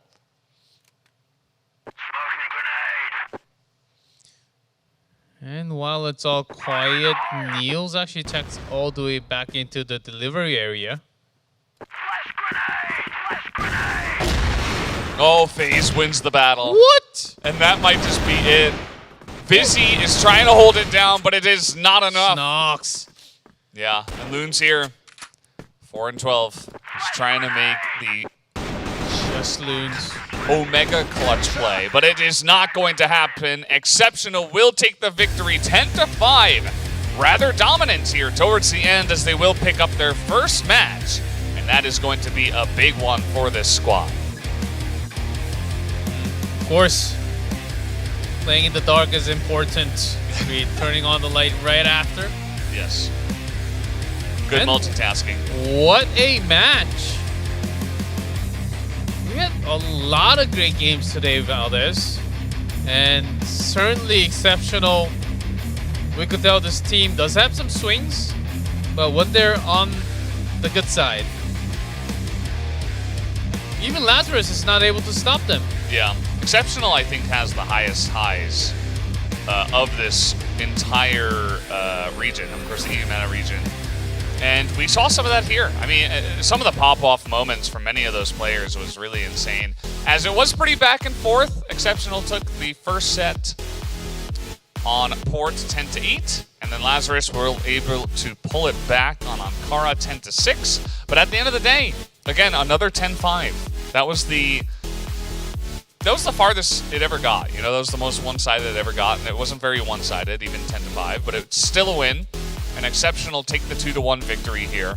And that's got to feel good. I mean, as I said, you do not want to go into the second day 0-2 because that really diminishes your chances of making it to the final day. And Lazarus slightly felt like they powered down as we went through set 1, set 2, set 3. Especially starting from set 2. They used a lot more of a simple strategy, basic work, that any other team could have done the same. Yeah. Lazarus, I think they could have changed up a lot of their strategy. We know that they have a lot more in store, but I think they wanted to go down the easier path, and the easier it was for the opponent to actually handle. Exceptional handled it pretty well, and it actually became the factor, became the food of FaZe coming back alive. I think that was the key starting from set 2. Then it just kind of flew into set 3. Yeah, and once again, you know, I think that at the end of the day on set 3 as well, FaZe was really popping off, but also Snox. Like, oh yeah, Snox. Snox at the beginning of map 2 was popping off, and then in the latter half of map 2, it kind of fell off. But he came back, and that was big. But either way, guys, we do have the interview ready to go, and let's jump into this one and see what questions we can ask. Of course, Creeds, congratulations. You guys were able to pick up your first win here of the day. How are you guys feeling after picking up that big one against a really strong team? Yeah, we're feeling great. It's a huge win for us to still fight for that first place. So yeah, we are feeling great. All right, yeah, congratulations to your win here, as you guys had to play somewhat of a harder day because having 2 matches in one day. I'm pretty sure you guys could have been somewhat more tired for the second match. But going back to your first match, what do you think happened in the middle? And were there any comments after the first match between the teams? Sorry, what? Going back to your first match of the day, what did you Against guys... TM. Against TM, what did you guys have as a feedback within the teammates? Yeah, so I think we had problems with the after plans. I think we got on site fairly easy, and then we made mistakes in the after plant, and I think that's what cost us the game in the end. So we tried to fix that for this game, and yeah, it worked. Yeah. Clearly, you guys were looking a lot more prepared for the second match against Lazarus. And what is your guys' goal for this tournament? I mean, you weren't able to get it the last time around in 2020, but are you guys looking for the win here in 2021? And how do you think you're going to be able to achieve that? Yeah, of course we want to win this time, because last time we played good in group stage and in the final we kind of choked. But this time we want to win, and I think, to be honest, it's just if we hit our shots, we win this tournament. Like, I don't think any team is on our level, except maybe the team play, but individual skill we are far better than everyone. So I think if we hit our shots like we did against Lazarus, we win. Agree. I totally agree. You got your shots. Entire team has been on par. And one last question before we close. It's because you guys have been keep on banning compound as a set ban. Is this going to just continue, or what kind of strategy is behind the compound ban? We had quite a discussion before the tournament between Ankara and Compound, but in the end we decided to ban Compound. But maybe we will play it tomorrow. Okay. Yeah, Nice answer. I like keeping it open. Yeah, thank you very much, Creeds. And once again, congratulations on picking up that win and potentially keeping that first place open. Best of luck to you tomorrow as well. And thank you for the interview. No problem. See you. See you later. Smart Have plays. a good day. Yeah, he's like, who knows what could happen? My ban Ankara next time. Yeah, I mean, definitely could happen. You know, after today, take a couple of big matches, but you go back to the drawing board, discuss with your team, and maybe you switch things up. As we are going to take a look at the match results today. From what we did have, Team Myth with actually a big upset in our mind. We were able to take down Exceptional. Team Myth obviously showing that they are a strong team. Second match as well, even though Lazarus were able to take the victory, it was very close on that first map, and I think that Anubis also do have some potential here. And then Exceptional, as we did just see, were able to take down Lazarus in a pretty back and forth bout. 3 different matches and 3 different winners. This is very, very exciting, and of course Anubis Gaming just had 1 match. Yeah. So in their second match, third match, we don't know what's going to happen, but so far, I would say this time EUMENA region, a lot more competitive compared to before. Oh yeah. And we really don't know. Team Myth right now with 1 win, but who knows what can happen. Sometimes some teams just counter against other teams. Yeah. It doesn't matter how good they are, but it just happens. Yeah, I mean, even like Creed said, he was saying, you know, maybe in team play, some other teams have the upper hand against us, and I think we saw a little bit of that in our first match of the day. But either way, guys, the matchups tomorrow. We're going to have Team Myth up against Anubis Gaming, 2 Egyptian teams going head-to-head, and Exceptional up against Anubis Gaming in our second match, and then Lazarus versus Team Myth for our 6th match. So Team Myth and Anubis Gaming, it's their turn to play a couple of matches on the day. Yeah, every team getting 3 matches in the group stage. So another exciting day awaits. I think Team Myth showed a lot in our first match, has a lot more to prove, especially the days usually when the team has to play 2 matches. We see them, oftentimes see the team sort of getting the fatigue towards the very end of second match. Somewhat just falling behind and just getting stomped by the other team. That can totally happen because you have to focus so much. It's not like playing the normal game. Once you're focused, when you're playing a competitive match, it is extremely hard to keep the focus up. And sometimes that happens. Let's see if Anubis Gaming, Team Myth can keep up the same skill level as they have shown today. Yeah, absolutely. And I do agree with you, G-Clef. I think we have a really competitive EUMENA on our hands. And even in today's matches, we saw that really any team can take the upper hand and close it out. So curious to see how our 2 Egyptian teams will perform there tomorrow in their double match day. Yeah, it's only been a single day with 3 matches, and we had some really close matches, some big upsets and big turnaround compared to the first half and second half of the map. I think this is going to happen a lot, and maybe even bringing go all the way down into the golden round. That could totally happen. This is going to be a one heck of a region to be watching. You don't want to miss the second day or the third day for sure. Yeah, I mean, we almost had the golden round today, so I think there's a pretty high chance that we'll get one of them eventually in these 3 days. But yeah, I think that's just about it for today. Any other final thoughts? No, man, I can't wait till the next day, day 2. It's going to be even better, better action, and I wish we see some more compound. Just personal thought. I agree. I want to see it at least once in this tournament. It but might either way, be banned. It might not be banned. yeah, who knows? We'll have to ask Creeds again. Either way, guys, thank you so much for joining us. We are going to be here once again for tomorrow's game, so make sure you are tuning in for that. Same time, same place. But until tomorrow, have a great night, and we'll see you then.